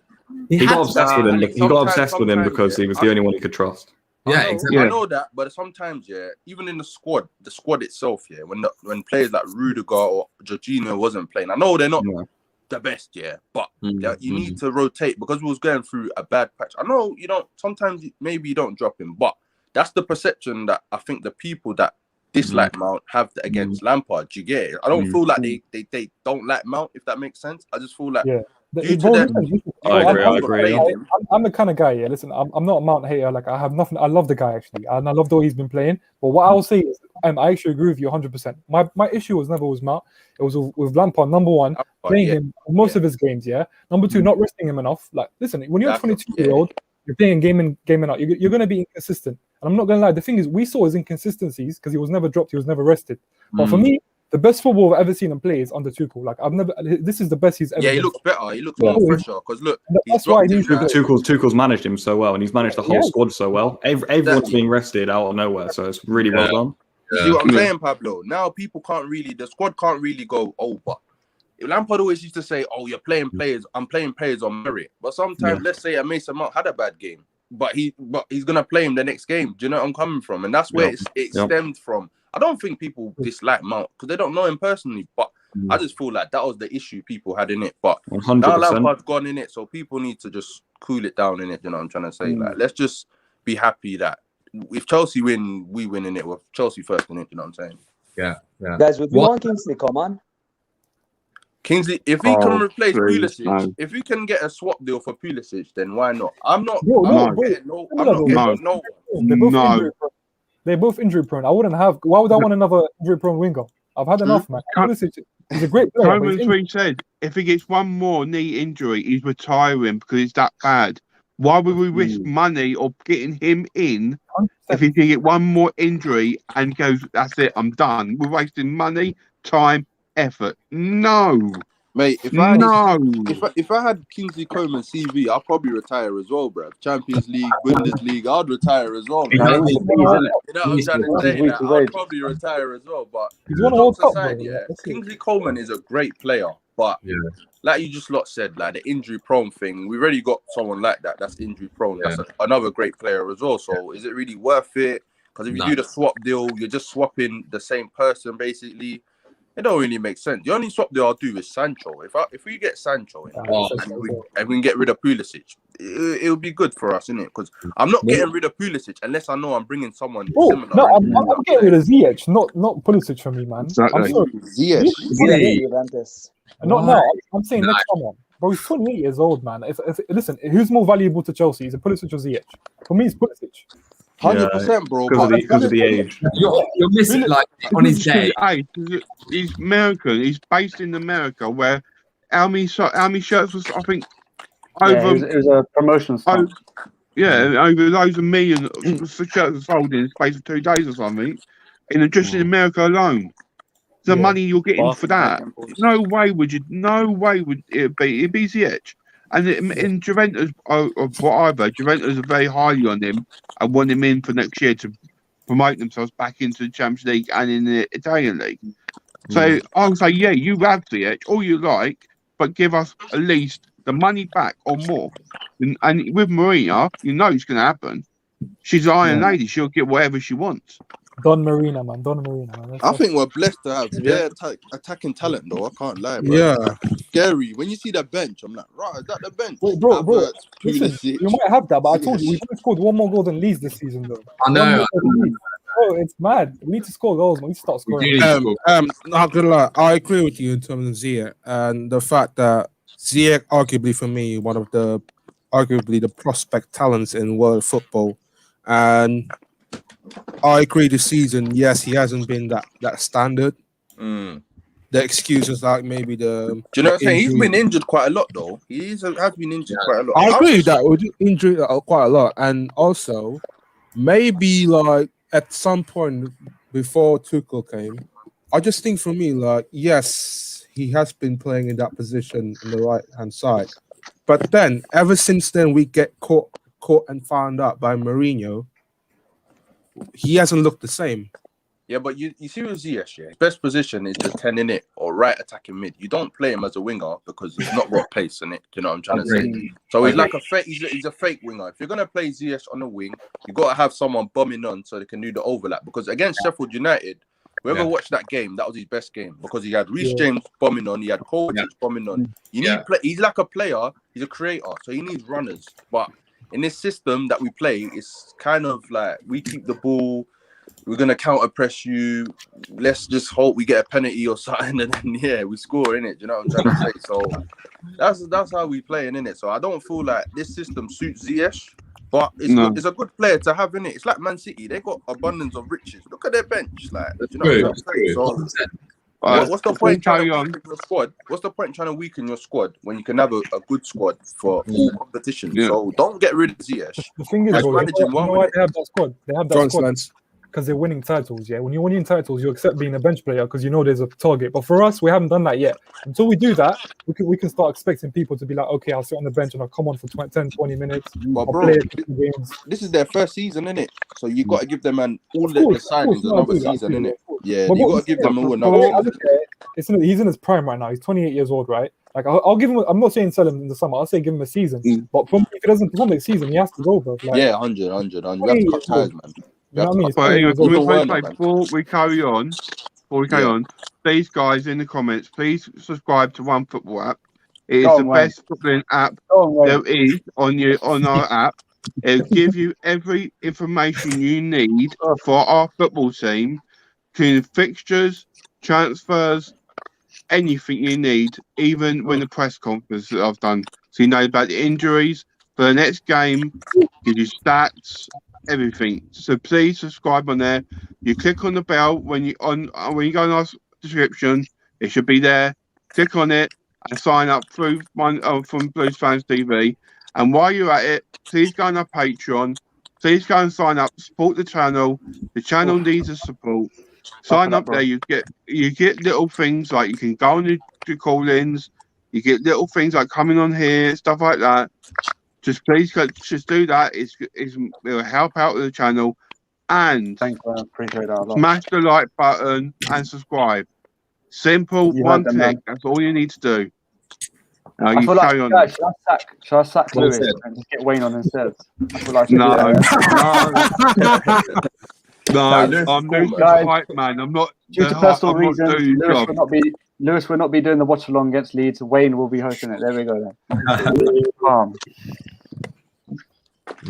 Yeah, but go on. What were you about to say though? I think it was Slice though about to say something. Bro, listen. For me, I'm also about this game. Yeah, we need to smash the team, man. We haven't smashed the team in a while. I hope we score 4 goals. I hope we can. Bro, we're not smacking the team until next season, bro. It's a 1-2-0. You know the pattern, man. If there's a team that you can smack though, it's Leeds, man. They leave someone. That's what I'm hoping. Yeah, but remember, I don't trust our forward, bro. I don't trust our forward. Yeah. You just need Werner to score. I don't even trust Werner, fam, but I want him to score. It's mad. I don't want to be playing Alonso, man, to score goals. Bro, Alonso's gonna play, bro. He's gonna play, bro. Alonso needs to go, man. I don't rate Alonso. Oh, but Alex don't like Alonso, you know. Hey, Alex, I don't like Alonso either, but if he's scoring, you've got to complain, innit? You know what I mean? Exactly. Hey, Alex, he's not even. Yeah, Ryan knows how much I don't like this guy. Hey, bro. Alex, Alonso, you said he was a better finisher than Werner. I remember. Yeah, I talk about Werner. I don't like Werner. You? Yeah, with a passion. Listen, Werner on his day. Let's give him time. Like, Werner. When is this day, Alex? We said this on. Should I be honest with you? Should I be honest with you? Should I be 100% honest with you? Yeah. Go on, Ryan. I can't really at this moment of time. Yeah, I can't blame anyone for not liking Timo Werner. Yeah, like hear me out. Yeah, I still got faith in Timo Werner. But if you don't, I'm not even too bothered anymore. If it's like Kai Havertz, I will. But Timo Werner, yeah, I see why people are angry with him and that. Like, he was brought in to score goals. Let's not kid ourselves. He was brought in to score goals, and he's not doing that, and he's missing chances, yeah? Like, if that's people's opinion, then I get it, innit? But I still got a bit of faith with Timo Werner, but I'm starting to lose doubt with every... I'm starting to have doubt. But I hope there's no shame in saying, yeah, that listen, there's no shame he might come good, but he's been shit. Like, there's no shame. I'm not gonna listen. He's been shit, but he might come good. He has. But boys, he was unlucky against Liverpool. Like he's improving for me under Tuchel, actually, Werner. Much better. Yeah, he's definitely improved, but. Bro, I don't know. Timo Werner's a bit weird, isn't it? Like there's. I think Timo Werner off the ball is very good. Like he drags defenders out of position. He gets into very good positions. But like sometimes on the ball, like sometimes his first touch, like I don't know, he's on the halfway line, and then it gets back to Edouard Mendy with his first touch, and I'm like, I'm trying to defend you at this point, and then it's fundamentals a little bit as well, like simple 1-2s. I don't know, like that's how I see Werner. But you have to take into consideration new country with the COVID stuff happening, no fans at the bridge. Like he needs time to adapt. That's why. I hate that. You're missing a 1v1. Yeah, that's nothing to do with your manager. That's nothing to do with your country, isn't it? Yeah, I hear that. Yeah, I hear that. But that's technical ability shouldn't leave. Yeah, but then fundamentals. Yeah, go on. Fundamentals like your first touch, basic 1-2s and stuff.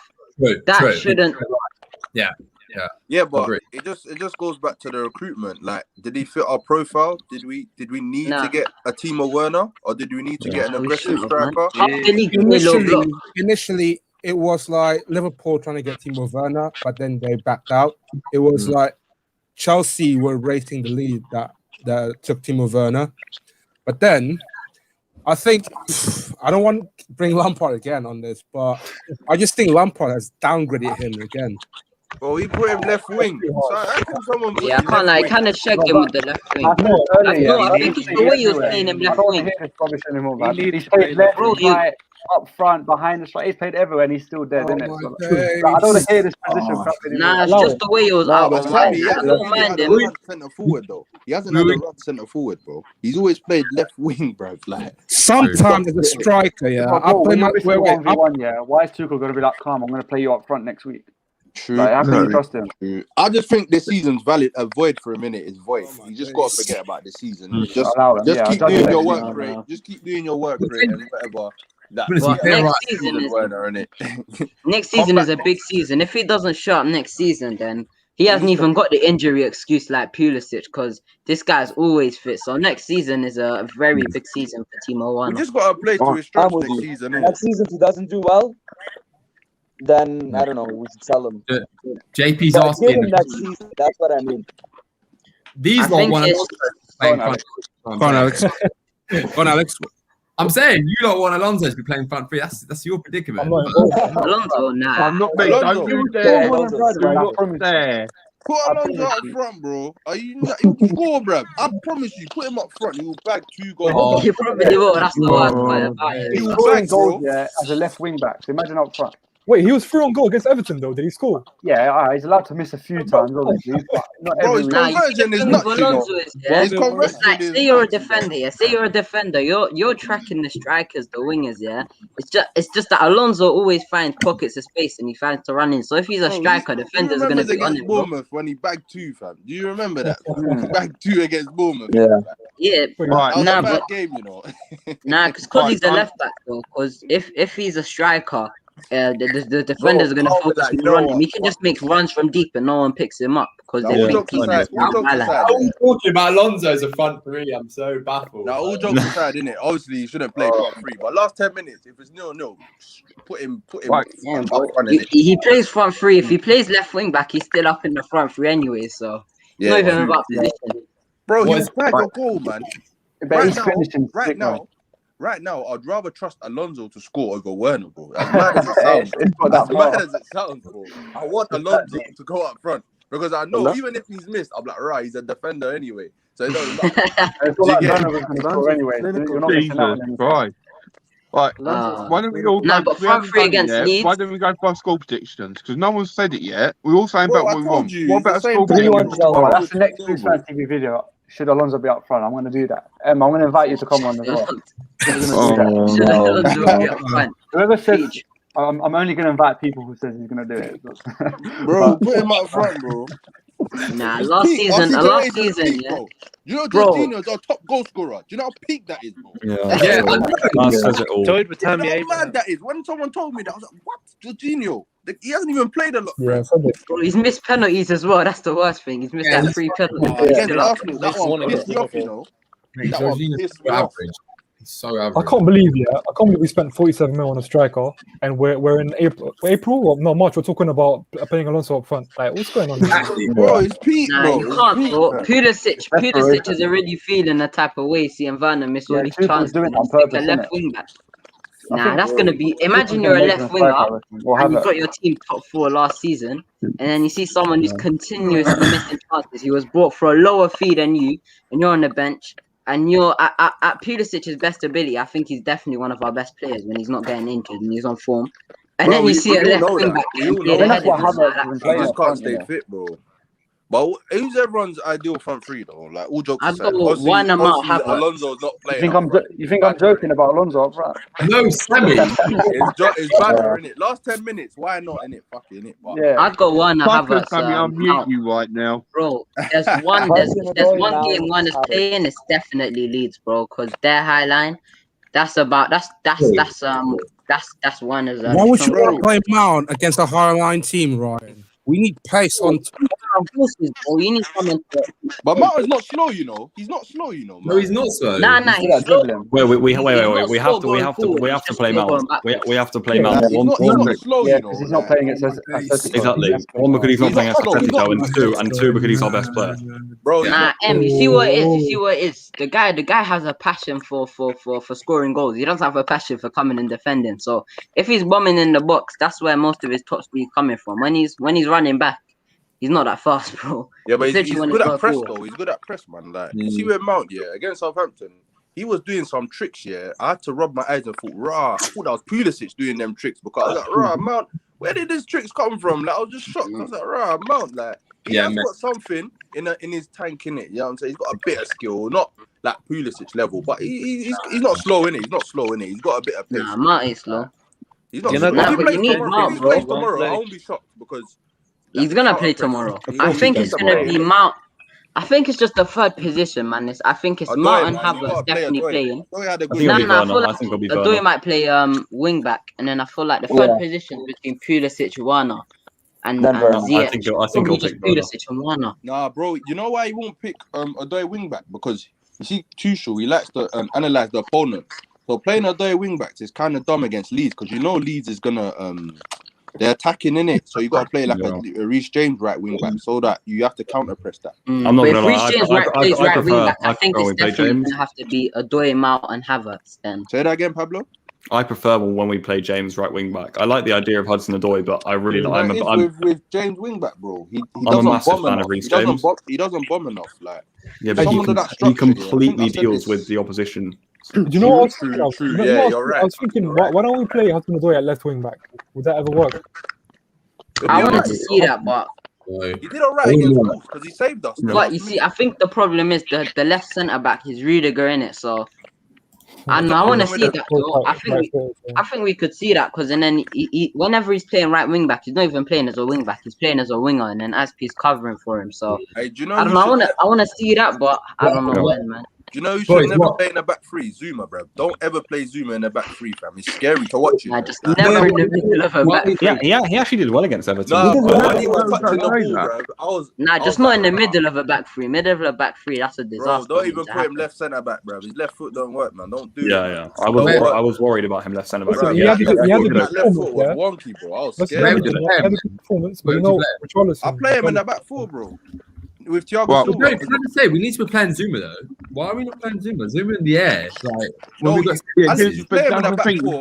I think the reason why we play Zuma on that game, because they got like a bunch of monsters in that team against Everton. And he played for them minutes, so he would know them inside out, innit? So it made sense psychologically, innit? What? Can't say Zuma looks scared of himself. Let my man talk, man. Go on. Score predictions. We need to go for a score prediction. I've been saying this. We're all talking about what we want.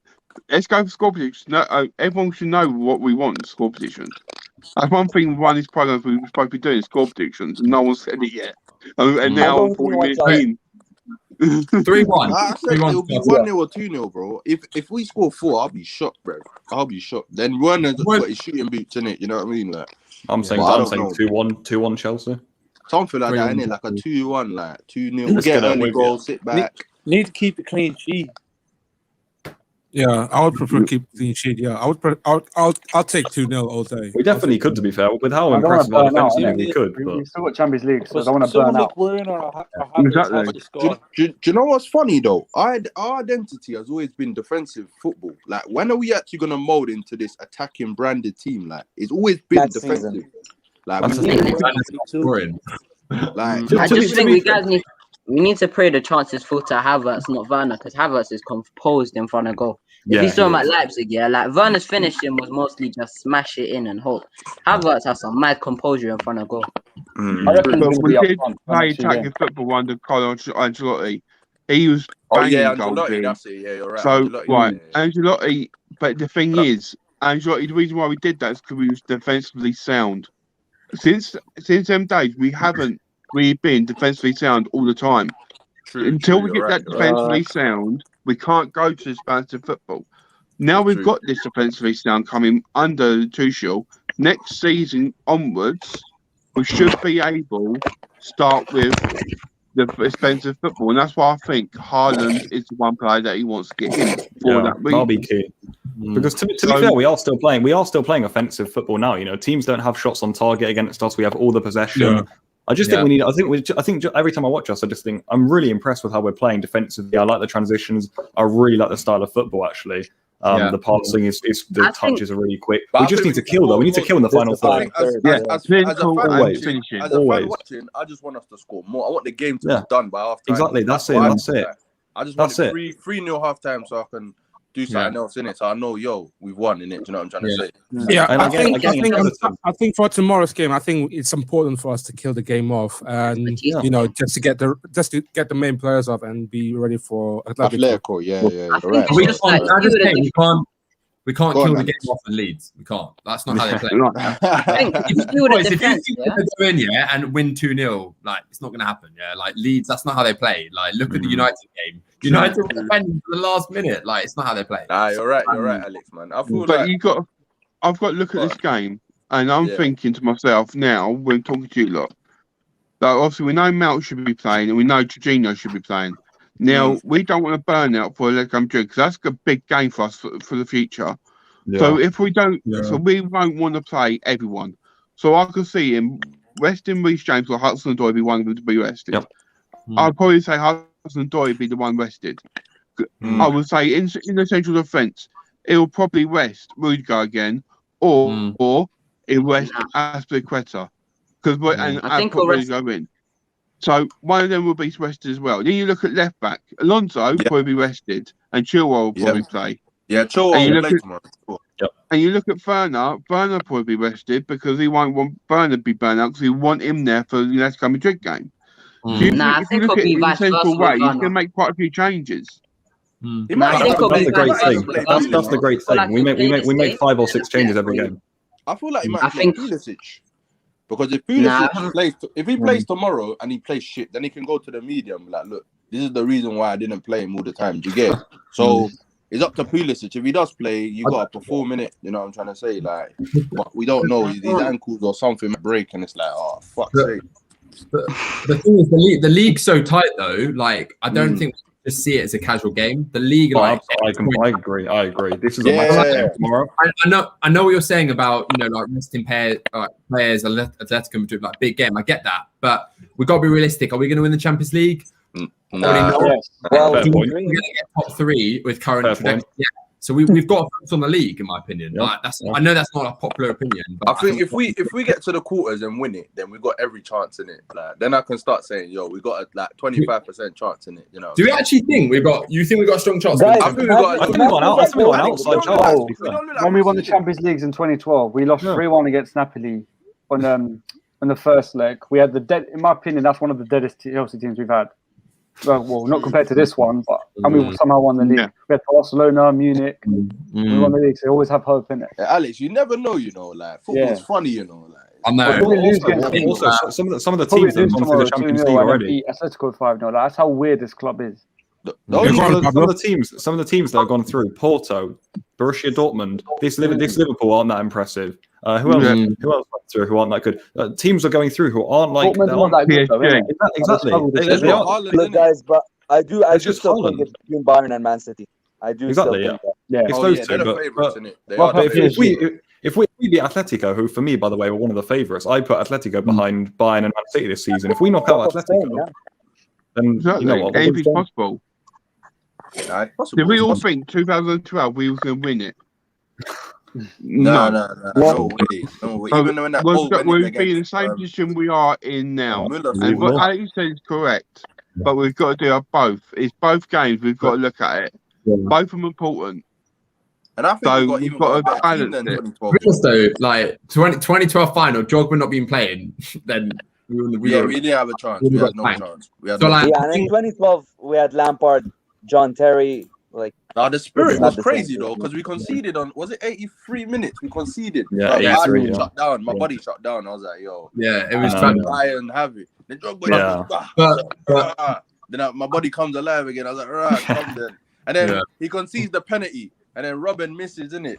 And then we're like, nah, this has to be for us, innit? Yeah, that's when he started. That's when he started to believe it. I was like, right. And then Mata missed. Mata missed the first pen. I was like, yo. I know. It was when Neuer stepped up and swiped it in. I was like, oh fucking hell. Yeah, even the goalkeeper scoring blood.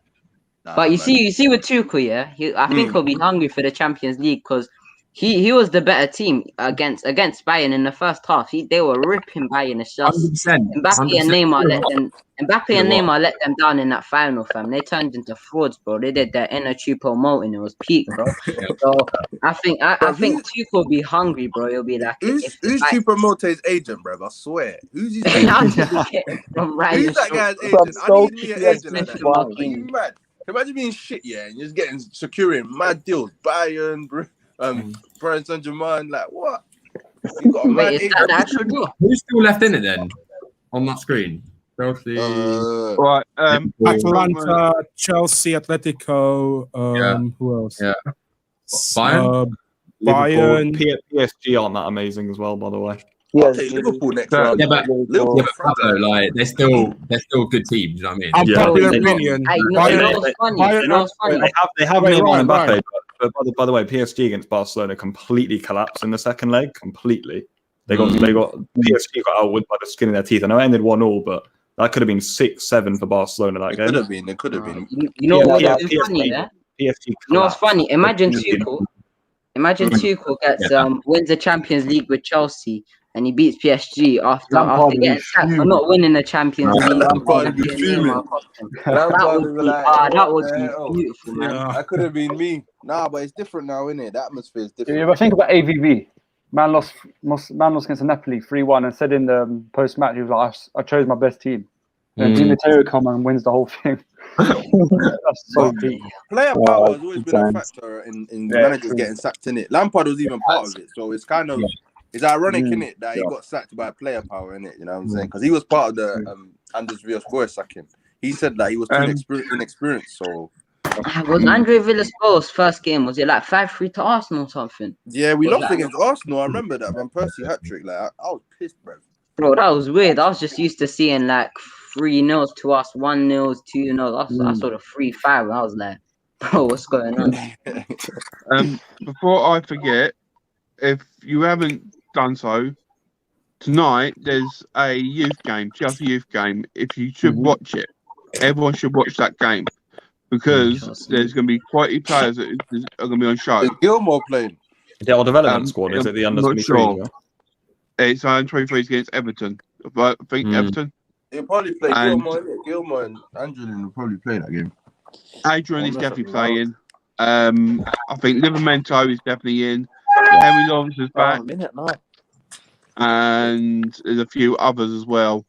But you know what, I'll be real with the academy, I just feel like Roman just built the academy just to make peas off it. I can't lie, man. I don't feel like a farm, innit? Like, I don't feel like he cares about the academy. No disrespect to the academy, lot, but I just feel like they're just making money off the academy, innit? You know, one of the biggest mistakes we made recently is Masala, who plays for Bayern Munich now. We let him go for nothing. Masala. We let him go for nothing. We don't rate our academy enough. I thought it was the first to actually break into the team, and the Mount and Abraham, they got lucky because Lampard was the coach. If Lampard was I agree, they did get lucky. We wouldn't even known about Mason Mount, bro. No. I knew about Tammy Abraham because big up the Chelsea women, you know, they beat Atletico a couple of days ago. So the women, do you know when I was doing shit? Yeah, I was actually watching the women football. Like, I was like, yo, like, I gotta start watching the Chelsea. They probably beat the men's, isn't it? Word for doing that at the moment. The women's top striker will definitely be better than Werner, innit? We was 10. All their strikers are better than Werner. They're all scoring loads of goals. Why stop it, please? Frank Kirby played harder. Oh yeah, Frank Kirby the baller. All of them have scored over 10 goals. You know what's sick though? The Women's World Cup was good though. That was actually good. I like that. That was sick. I agree. I think England got lie. One of the stupidest moments. England versus USA. They lost in the England versus USA. Got a penalty and the centre back took it. Yeah. That was. Women's football was alright. You know, women's football was alright though. They got a couple. Just women are online to get the triple. This weekend they've got a final. If they win the final, they've got two more. They won quarterfinals in the Champions League. They got Wolfsburg. Was going to be a hard game, and they're top of the league. Already in the Premier League. They're one of the best women teams in the world, though. Chelsea Yeah, women. we are still. That's good, man. That's good. That's good that the women's football is progressive, man. Because I was watching that when we was doing shit. I was like, I ain't watching the men's, bro. What the men's doing, bro? I was every time just getting stick. Oh, Chelsea. I couldn't leave my house, bro. It was peak, man. It was peak. Like, can you imagine the Arsenal lot that was slating? We was next to them with the same points. So can you imagine? Oh yeah, don't talk to me about that game, bro. Can you imagine? I was just getting it. I was like, bro, I don't even know what to say, bro. Yeah, it's mad, fam. It was mad. Thankfully, we've come a long way since that right, game. we've come a very long way, but we've been fortunate as well. Because I'm not gonna lie, I didn't see Liverpool I didn't see they were gonna fuck up that bad, but they. I know, I agree, time, man. I can use the Fulham, bro.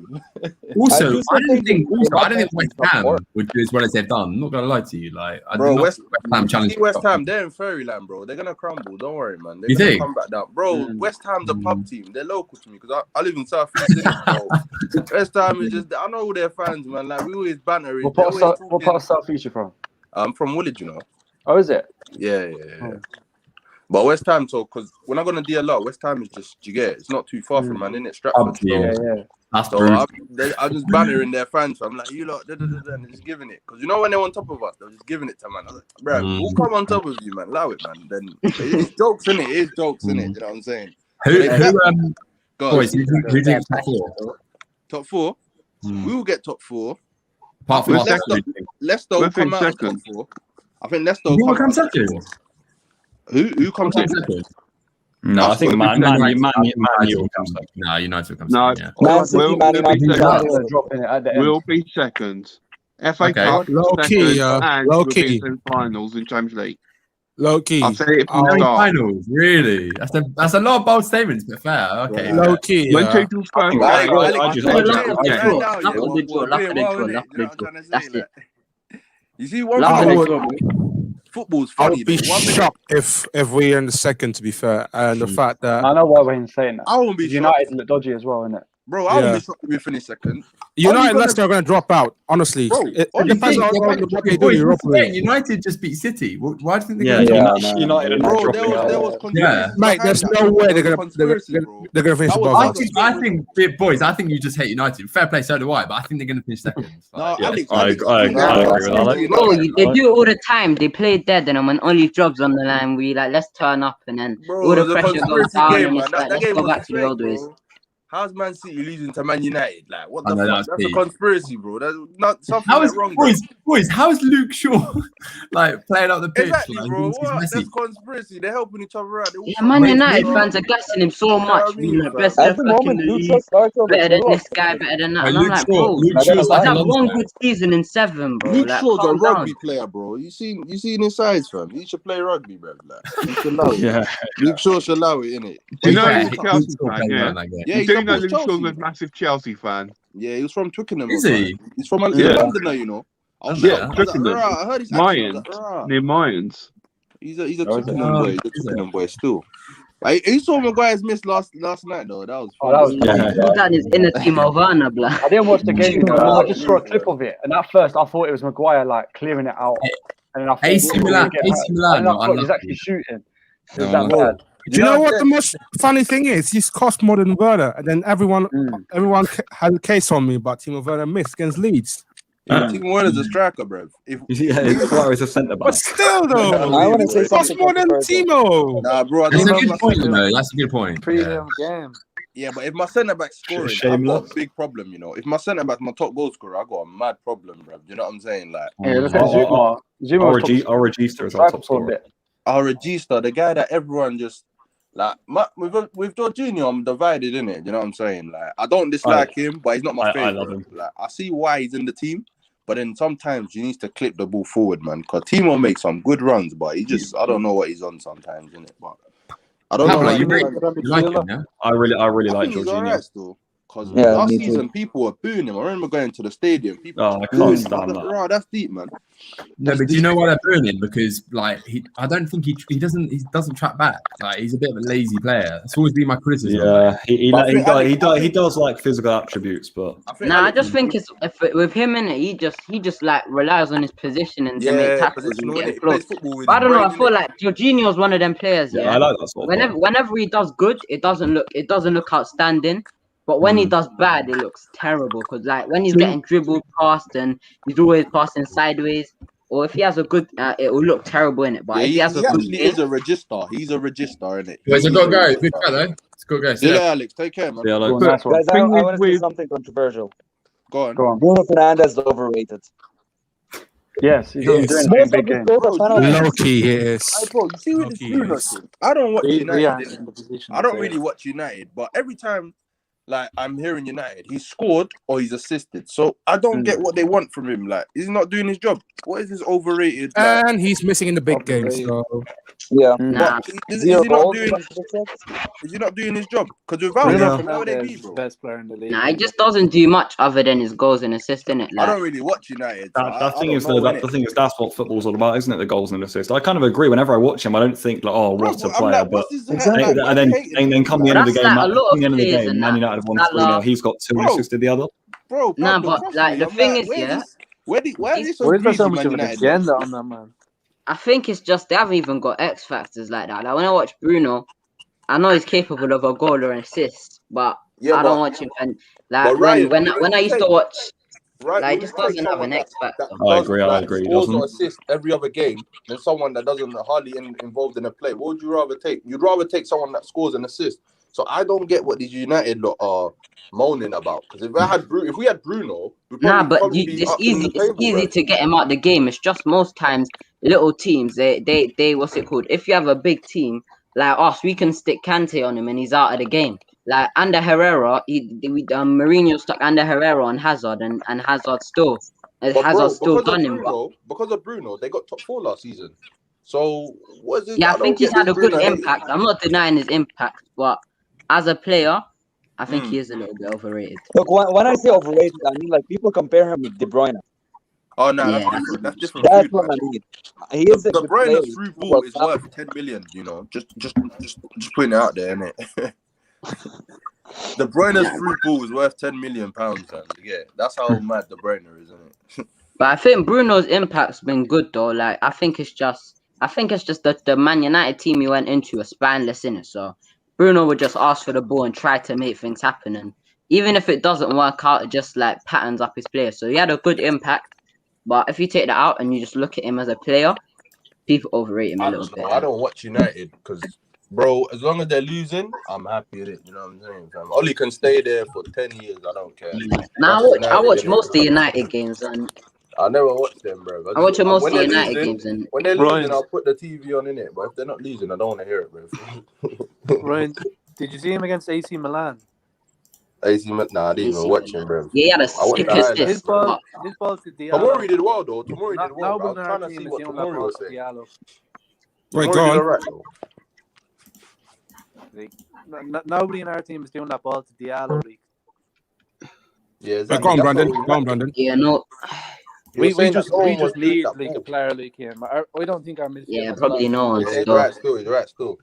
That's what That was a nice ball from Bruno, though. I can't even deny that. Like, that was a beautiful ball, and that was a nice header. It was a nice move. But If you other ask than me, our midfield it's very strong, but it's very weak. Like there's not one complete player there. If you ask me, like Jorginho is passing, Kovacic is dribbling and press resistant. They don't really work together greatly.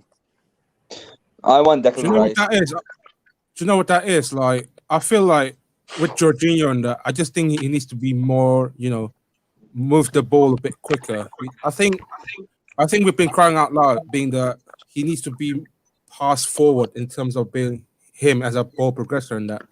And what I like about Jorginho this season is the fact that he just look up each way, like which one that he should pass to, and we have to give him credit for that. As much as some fans has been underappreciating him for years.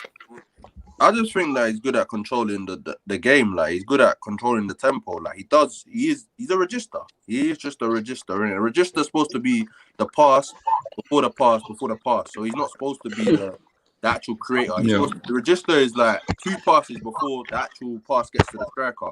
So he's doing what he can in it, sort of thing. In it, it's not eye-pleasing, but it does the job in it. Like we can't really complain because we're winning with him in it. So.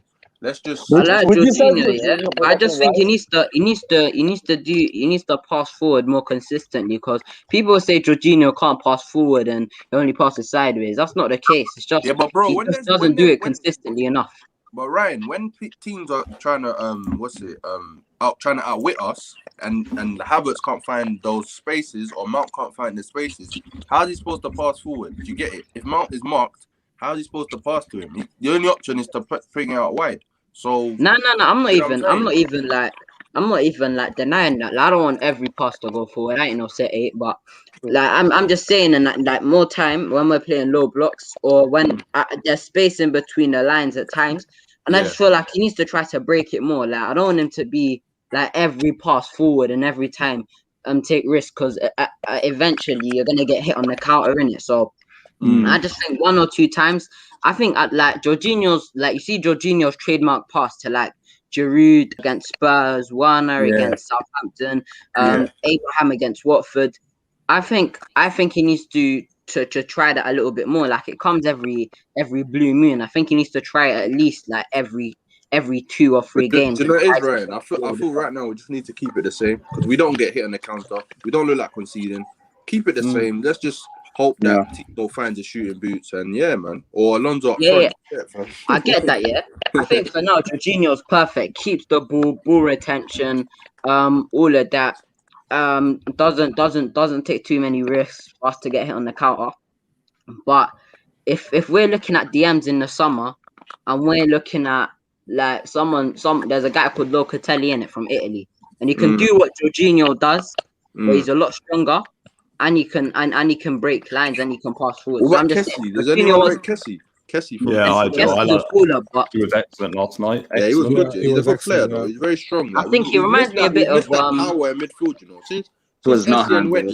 since Michael Essien went, we ain't got that raw power. Like, I think him next to Kante or him in a 3 with like Kante and Kovacic, and then eventually Kante will leave in it, whether it's this season or next season.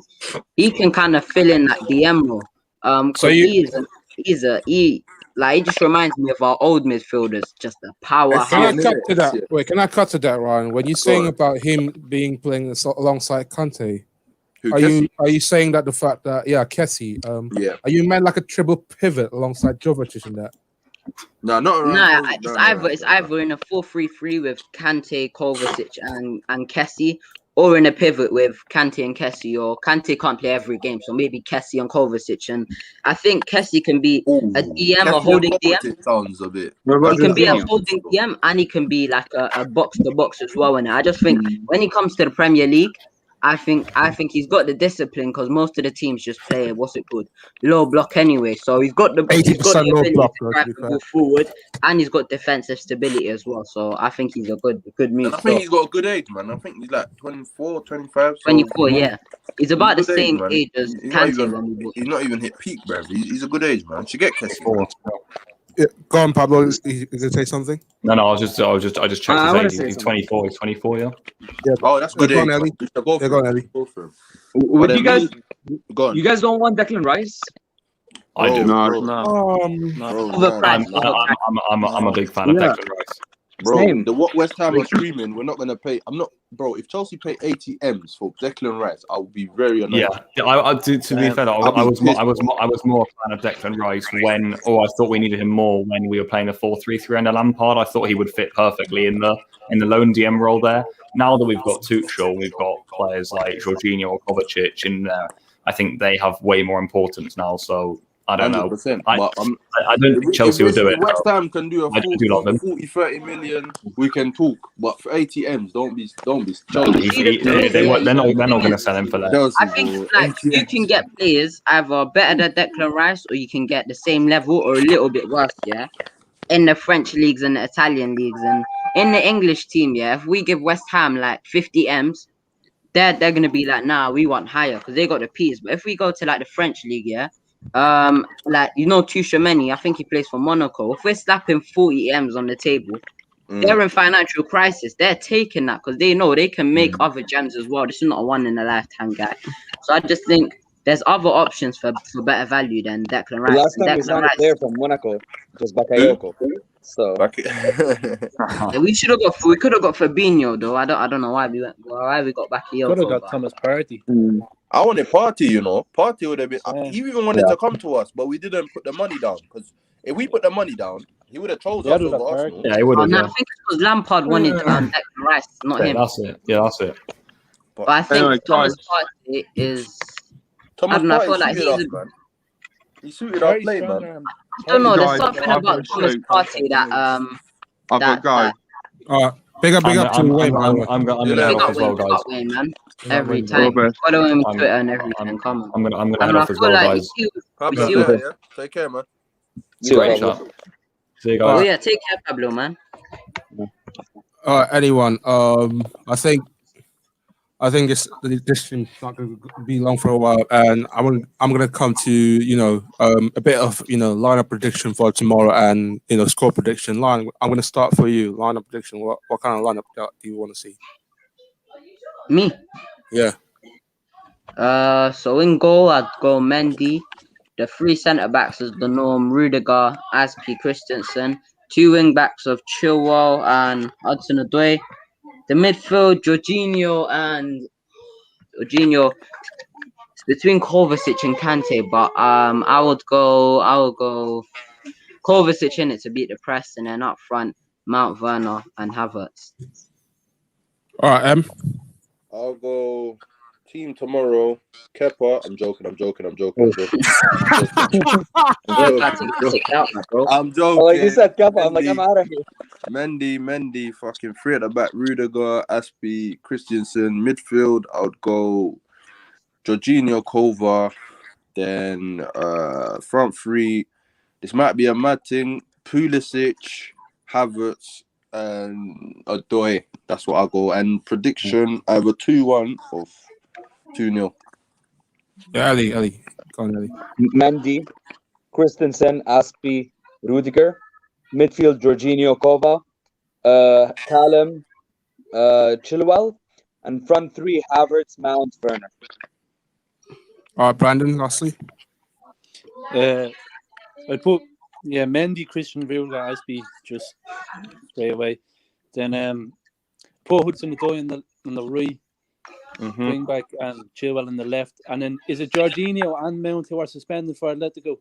Yeah, they're suspended, bro. Yeah, suspended, man. If that's the case, I'd play Kante and Kovacic, and then Havertz, Werner, and Ziyech, just so they're all sharp. I wouldn't play Mount just because they're going to be suspended, and I'd rather have Havertz have good chemistry with the team and Ziyech be able to play and everything, because a good point. We're not going to play the next game anyways.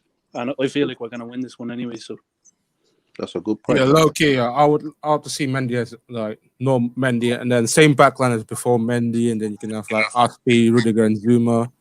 Then I would put Hudson-Odoi as a right wing back, and Jovetic as a double pivot, and then left wing back Marcos Alonso. Then you can have like Pulisic, Werner, and Havertz as a front three. So yeah, I'm positive for tomorrow, man. Say that again, bro. You guys don't want to see Mount? It's not that, bro. Like it's not that, man. Not that, I think this game, it's crying out for a pace. Just because Leeds trying to play a high line. Bro, I'm always biased to Pulisic. Bro, all I'm saying is if you want to play Pulisic instead of Mount, Werner's gonna have to cut still. It's true. That's what I'm saying. I think if anyone's gonna get dropped in the front line, it's gonna be Werner, bro. Yeah. If you want Pulisic to play, it's gonna have to be Pulisic at the left. What's his name? Mount on the right, Hudson-Odoi right wing back.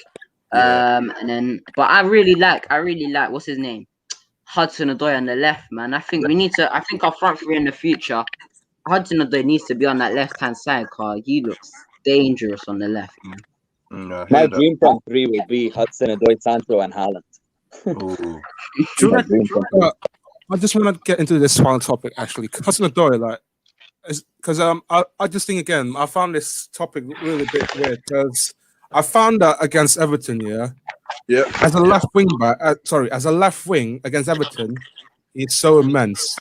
But then as a right wing back, he also like looks good. Like, in your guys' opinion, like, personally, I think his best position is right wing back because he doesn't really score and he doesn't really assist. So you put him like a Moses position, right wing back.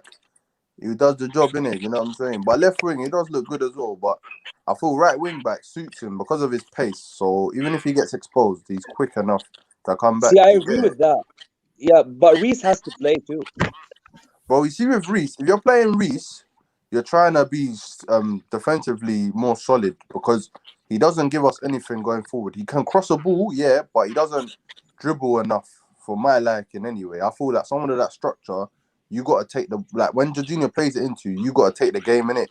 Like we can't always play it inside. You got to try to do something, which I think that's what he lacks in it. But if he goes with Reece tomorrow, I won't be too annoyed. But I know that the front three would have to be more. I would have to rely on my front three in it, sort of thing, in it. yeah, go on, Ryan. You're about to say something, Ryan? You mute. Yeah, Hudson-Odoi's best position is a left winger in it because you can just make things happen. Because when you cut onto your right foot, you can just see the whole pitch. So you can cross it in, you can link up with someone. So yeah, I think as a right wing back though, I think it's because he can just hug the byline in it. He's not like these like wingers now, like Sterling and stuff that just try to get 30 goals a season. He's a winger. He just hugs the touchline and can beat a man one-on-one, and then can get a cross in or can shoot. So I think on the right, isn't it a William though? No, William with more quality. Forget that William's out of form. Is that not basically a William? Someone that could beat a man on his day. Someone that could beat a man and shoot. Basically, that's what you're describing to me. Yeah, but I'm saying that's him on the right. But I'm saying if we have him on the left, he's definitely not William. Now, that's why I say his best position's on the left. But I think for now, to get more attackers, because if we have him on the right, basically playing right wing, and then you can have like a Pulisic, Werner, or Havertz, or Pulisic, But Werner, you know Mount. what the problem we have? Our attack does not score enough. Even Werner alone, like put Werner aside, the wingers, they don't score enough. They don't score enough. We've got a big problem, man. We've got a big problem. Yeah, we score from everywhere except our. It's just our attack don't score, bro. That's why I'm saying Alonso in it up front, in it. You know what I mean? He'll bag me 2 goals, bro. If he starts tomorrow, he's bagging a goal. Remember I said this in it. Remember in it. Yeah, and he's conceding a goal as well. It's gonna end up 1-1. Nah, bro. He didn't concede against Everton, man. Allow it, bro. but again, like, would you play Hudson-Odoi as like, especially against a high line teams as a right wing back, or would you prefer Reece James against a high line teams? Say that again. Would you prefer to play Hudson-Odoi as a right wing back against a high line teams? Because 80% on this league are mostly low. Yeah, block. bro. Because there's gonna be more space. Because James is not. Bro, I swear, bro. I don't hate it. The guy in it. I just think right wing back's not his position. Right back's more suited to him. Yeah, he can cross the ball in. Right wing back. It's like when Chilwell was adjusting to the left wing back position. You have to adjust. It takes time, and it's new to him. He hasn't done it before, so he's just adjusting to it. Do you get it? So, Fav, you're right. Like saying Odoi is more suited for tomorrow's game because there's gonna be space in behind. Because if we're trying to go ultra attacking, then we play Odoi right wing back. We play whoever right forward, and then So, but I'm confident tomorrow in it. You know what I mean? I am confident. I think. Go on, Ryan. Hudson-Odoi against low blocks, I think left wing is the way to go in it because I think on the left he's really creative, but I think if he's playing on the left, what's it called, against a high line team with bare pressing, I don't think he's gonna get as much space and time, and they're not gonna be sitting back. So I think right wing back could be good in it because then he can make the runs that the defenders won't spot as well because he's coming in from deep. So yeah, I'd say right wing back. I probably agree. I think we really need to outrun Leeds. That's what we done the last time when we beat them. We just really, on the pitch, just need to beat them at their own game. Really, like, I don't really see Patrick Bamford or Rafinha really doing anything.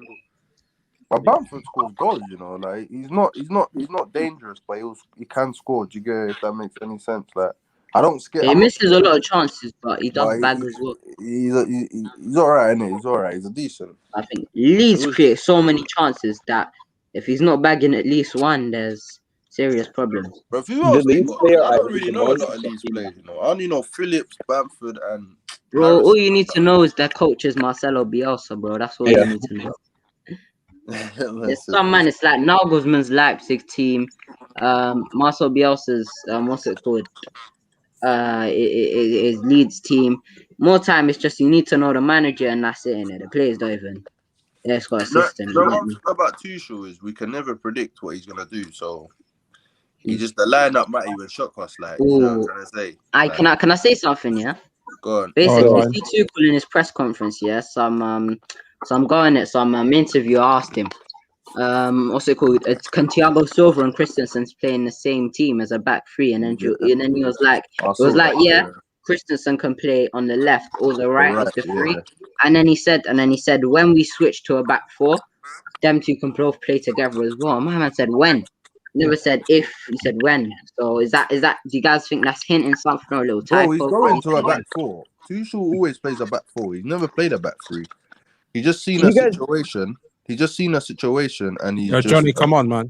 See, you guys don't forget it's not his first language too. It's Johnny jumping on. He's just gonna talk about Mount, bro. Oh, Johnny, nah. You know what? Just I ain't got time. We're speaking about Mount, yeah. Before we get into before Johnny comes on, everyone just admit Mount is a good player, hard-working player. Class is this and that, bro. I just want to hear it, bro. Wait, Brandon, go on, Brandon. Johnny's a hero. I ain't got time, bro. Because this is why, Johnny. Like, this is why we don't want to like the stream like 2 days ago, innit? So yeah, man. remember, innit? Ryan, you was there as well, bro. Bro, we was arguing about Mount for 3 hours. I was like, yo. Oh yeah, Mount versus Thiago Silva. Oh my. Now listen, big up Johnny though. Big up Johnny, innit? You know what I'm trying to say? Like, it's not personal, innit? But I don't have time to sit here and talk about Mason Mount, bro. It's just long. It's long, innit? You know what I'm saying? Like, but you see, the thing is, yeah, I want to see Thiago Silva and Christensen, and I want to actually see that one more time, you know, because I know it worked terrible against West Brom. That was a disaster class, innit? But I know they haven't got much pace, but they got very good positioning, innit? Like Christensen. Oh my face! Oh my face! Is that Johnny? I thought that was Johnny, bro. Yeah, Johnny's definitely stole it off Sammy. But what's it called? You see Christensen, yeah, he has very good positioning, and then you see most of the top defenders who don't have pace. Like, they just have sick positioning, so whenever someone tries to play it over the top or they try to play a free ball, you see with Christensen, yeah, he only looks good in that back three, G. Because in the back four, he's a bit sus. Like I told you, yeah, he's sus. I can't lie, but I want to see him one more time. After Lionel Messi, I don't know what he did to him, but he just shattered the guy's confidence. Well, after the thing is, I think he's allergic to playing in Champions League knockout. He played bad against Bayern last year as well, where bro, in that back four, Davis stunned him. In a back three, he's like the Luis situation. Remember when we had Luis under Conte in a back three? He looked so world class, but in a back four, it's sus because a back four and a back three is two different things. Because he's almost playing the sweeper role, but because Rudiger and Aspie never get caught out, yeah, Christensen's not really doing much. You get it? Because if the ball does come to him, he can just sweep it. You get it? So. We're making him look good, to be honest, I think. Because in the back four, but you got to remember, I just want to see him one time. I don't want to see it for a full season, not get any centre backs or anything. But I want to see how it actually works, you know, with Thiago Silva, because I don't want to completely write Christensen off. Like, I get obviously a lot better in a back three than a back four. Who would you want to buy a centre backs? Sule. I say a DM. DM's more important. I think if we get a nail, centre back's more important, bro. Centre back's more important. DM's more important. Nicolas Sule for me. Sule. Nah.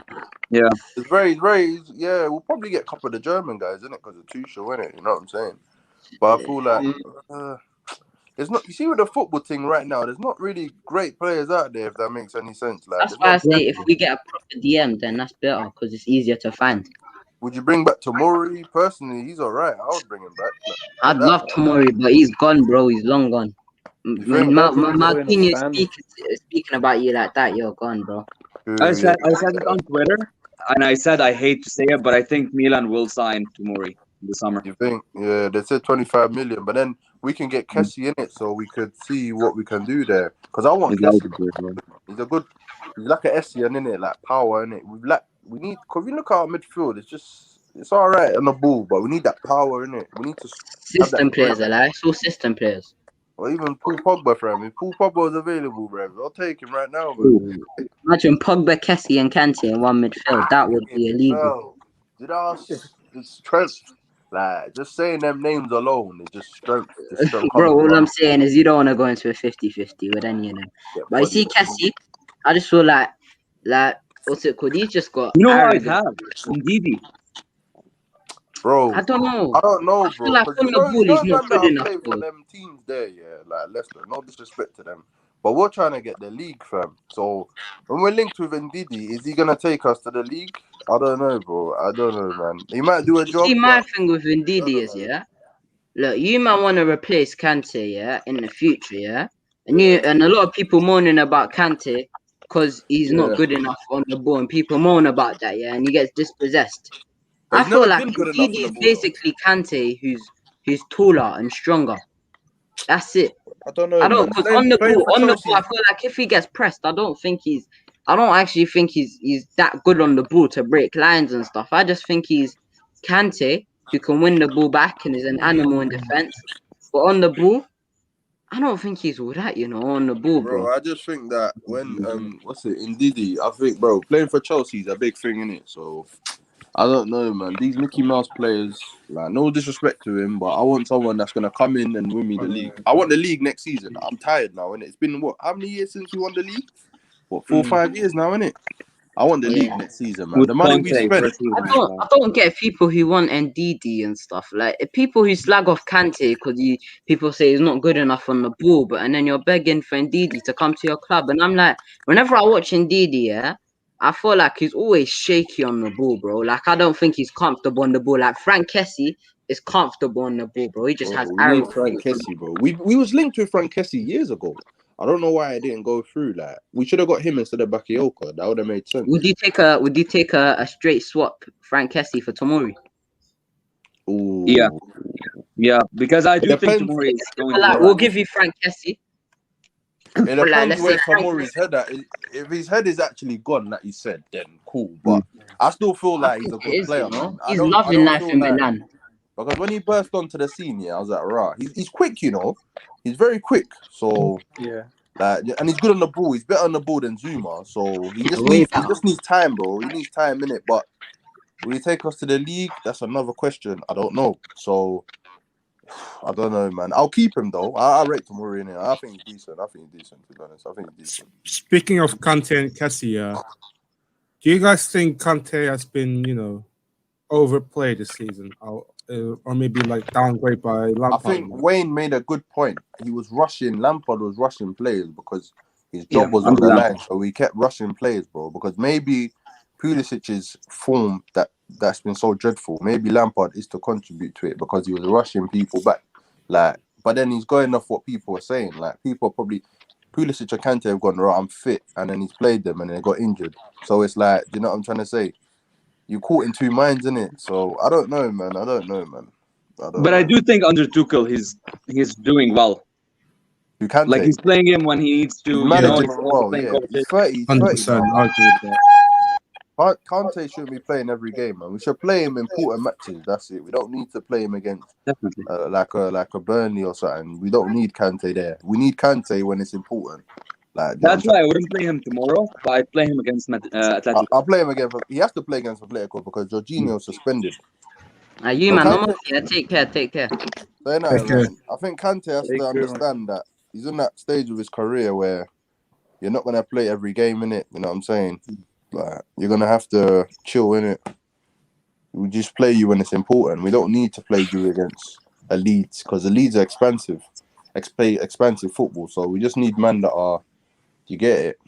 But yeah, man. Low key, I'm more worried about this Kessie hype, coming. If he comes to Chelsea, I'm more worried.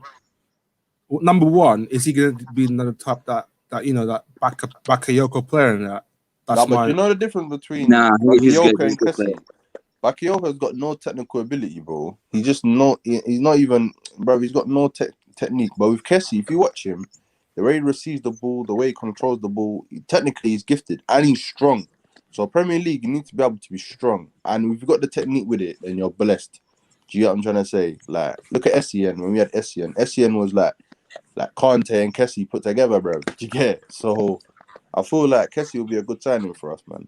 I don't know if you guys know him, but a player I'd like more than Cassie is Barella, Inter midfielder. Oh, you know, he's similar to Kovacic, bro. I think he's similar to Kovacic, bro. He will get a goal for me, but I'm just thinking about we need like physical players, bro. I think we've got a Barella sort of player in our team, innit? Yeah, we just need someone to, partnering alongside. Someone strong, bro. Partey would have been brilliant for us. Wait, Brandon, you go back. Wait, Brandon, you about to say something? Go on, Brandon. I'd like to see a centre back before a midfielder, because look at City and Liverpool. Yeah. I think we need to go their route, get a Van Dijk, get a Ruben Diaz, because you can rate Christensen all we want, we can rate Zuma. They're just not title-winning defenders. This is a big shot, but what about Fofana? Say that again. Fofana, that's their defender. Fofana. Bro, like you see when we get linked with these players, these Mickey Mouse players, I always call them Mickey Mouse players, innit? Because they're not winning me the league. I keep saying like they're not gonna take us to where we need to get to. But we need, like Brandon just alluded to, he said a Van Dijk. When you get a Van Dijk, you know you're going somewhere. For Fofana, it's gonna take us 6-7 years. No disrespect to him, for us to challenge him. Do you get it? He's good, but it's Chelsea, bro. We want the league right now. Do you get it? We don't want to wait. I'm not like Arsenal. I contempt 15-16 years, no league, and I'm just dancing around. No disrespect to them, but it is what it is. Do you get it? Or Spurs that don't ever win anything, but I'm happy getting top 4. Do you get it? I want to win the league, bro, because we set the bar so high that we need to keep going, bro. I get it, but I also say it's that simple. Whoever signs Haaland will win the league, and it's between us and Man City. With the Haaland, has Haaland made like rumors? Has he even made noise? He wants to leave. Look, he hasn't. If Dortmund don't finish in the top 4, he will leave. Like, he's not gonna play Europa League. Low key, I think I remember a few months ago, but his release clause expired sometime later this year. Yeah, I'll be shocked if we activate that release clause. We can do it, innit? But I just think that how are we gonna fit all these players, fam? Because someone's gonna have to go, bruv. We got so many. They will have Haaland. Imagine Haaland, Havertz. These are players just by name, innit? Forget the form. Haaland, Havertz, Pulisic, Werner, Mason Mount. Loads of ringers on our team. Like, for me, I've said I would sell Ziyech to Juventus. I said that. Can I disagree on that? Maybe partly because I just think we just need to give Ziyech. Say that again, Brandon. That's just not really the answer, though, is it? What? Selling Ziyech? Selling Ziyech, I'll keep Ziyech, you know. I like Ziyech, but I feel like the system don't be suit short him on wingers if we sold one of our wingers. Bro, he's not a counter press guy. He's the creator. He likes the ball to feed. He's like a one matter. Remember we had one matter? He just like that. Yeah, he just gives them the ball, and they're the ones that's supposed to find those through balls and that. They're the creators. They're wizards. You don't tell Ziyech to run, fam, because he's not because he can't do it. He just ain't got the pace or stamina to do it. Do you get it? So yeah, man. Tomorrow, if Ziyech does play, he's gonna play inside forward. So yeah, he did alright against Leeds. I hope he starts tomorrow and he has a very good game. He could play, bro. He could, because we don't know Tuchel selections, bro. Like he always got his reasons. We just have to see tomorrow, innit? Because I can't lie, he might. Because I think we lots of us in the panel have been doing the predicting lineup and that, but we can't, man. It's again, man. Like Tuchel. He might again, even play is the Tuchel going to play based on play a team based on the opponent or based on merit?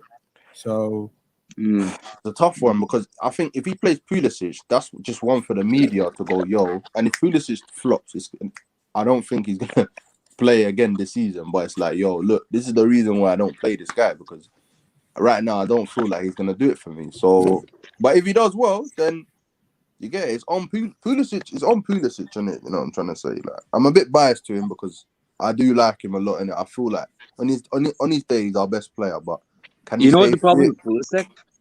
He's always scared to get injured again. Yeah, it's true. It's true. It's true. It's all mental with Pulisic. Like if he plays like, okay, I'm not gonna get injured, I'm gonna play my best, he will become great again, you know. It's true. But he's just like scared with the injuries.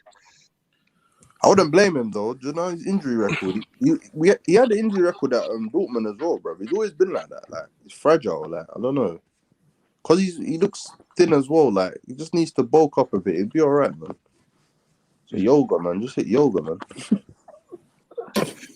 Yoga, bro. Literally, bro. I swear, fam. Anyway, Sammy, if you're asking Sammy, Sammy's still in the back praying. So big up to Sammy though at this time. So big up Sammy, man. Yeah. Big up Sammy, fam. Oh man, where is he right now? Anyway, it's been like 2 hours long. I don't know if Sammy's gonna end it or not. Guys, thank you for coming in though. Honestly, like. Hey, tomorrow, guys, come on, man. I'll probably see you lot tomorrow. Take care, though. Yeah, guys, if you haven't already, make sure you download the One Football app, link in the description below, and let's get that 3 points tomorrow. And Sammy's here as well. Sammy, any last words? Yeah, safe for that. Hopefully, you boys all come on the phone and show tomorrow. Yeah, because obviously, we spoke about pre-match. So let's see what we can talk about. You know what time the game is where I'm from? 7:30 a.m. Where are you from? Yeah, I'm living in Canada. 7:30 a.m. Dedication. Is it lockdown there? What's the situation? Yeah, we're in a red zone, so it's so bullshit. Like we can't go to a restaurant if there's more than 10 people there. Yeah, but you can still club in that, or is it peak? No, clubs are closed. Bars are closed. Say, fam, if you can club up there right now, fam, you get it. Oh, buddy, go to Toronto, you'll enjoy your life. See, this is the thing about lunchtime kickoff. Might as well they put us on a Friday night. I'm not having this lunchtime kickoff. Like honestly, why did they do that anyway? So, but it is what it is. Sammy, any final thoughts, Sammy? I think we should end it. It's been almost 3 hours. But boys, thanks for coming. Johnny didn't jump on. Good, fam, because it's been another 3 hours about Mount. Oh my days! It's Johnny jump on. This thing could go for a while, bro, what's your name? Michael, innit? Michael, bro, give me a DM on Twitter or Instagram. The BLUESFANSTV one. At BLUESFANSTV. At BLUESFANSTV. Cool. I had you on Insta, innit? But I ain't got any posts in it, so don't get. Cool. Yeah, I'll shout you for something. Safe. Cool. Nice one, guys. Thank you for watching. I know you've seen the branding everywhere, but guys, it really supports the channel. Guys, download the One Football app. It's a fantastic app. It's, in my opinion, the best football app in the game. Guess what? It's free, so it's not going to cost you anything even if you don't like it, but I'm sure you will. It's got the latest news, transfer news. You can even dedicate your football team on there, so you get the latest news that's dedicated to your team. But guys, hit it in the description below. Tomorrow, we're going to have the live watch-alongs, live reviews, the phone-in show, so make sure you check that out. And guys, thank you for the guys on the panel for coming on. I hope I see you again.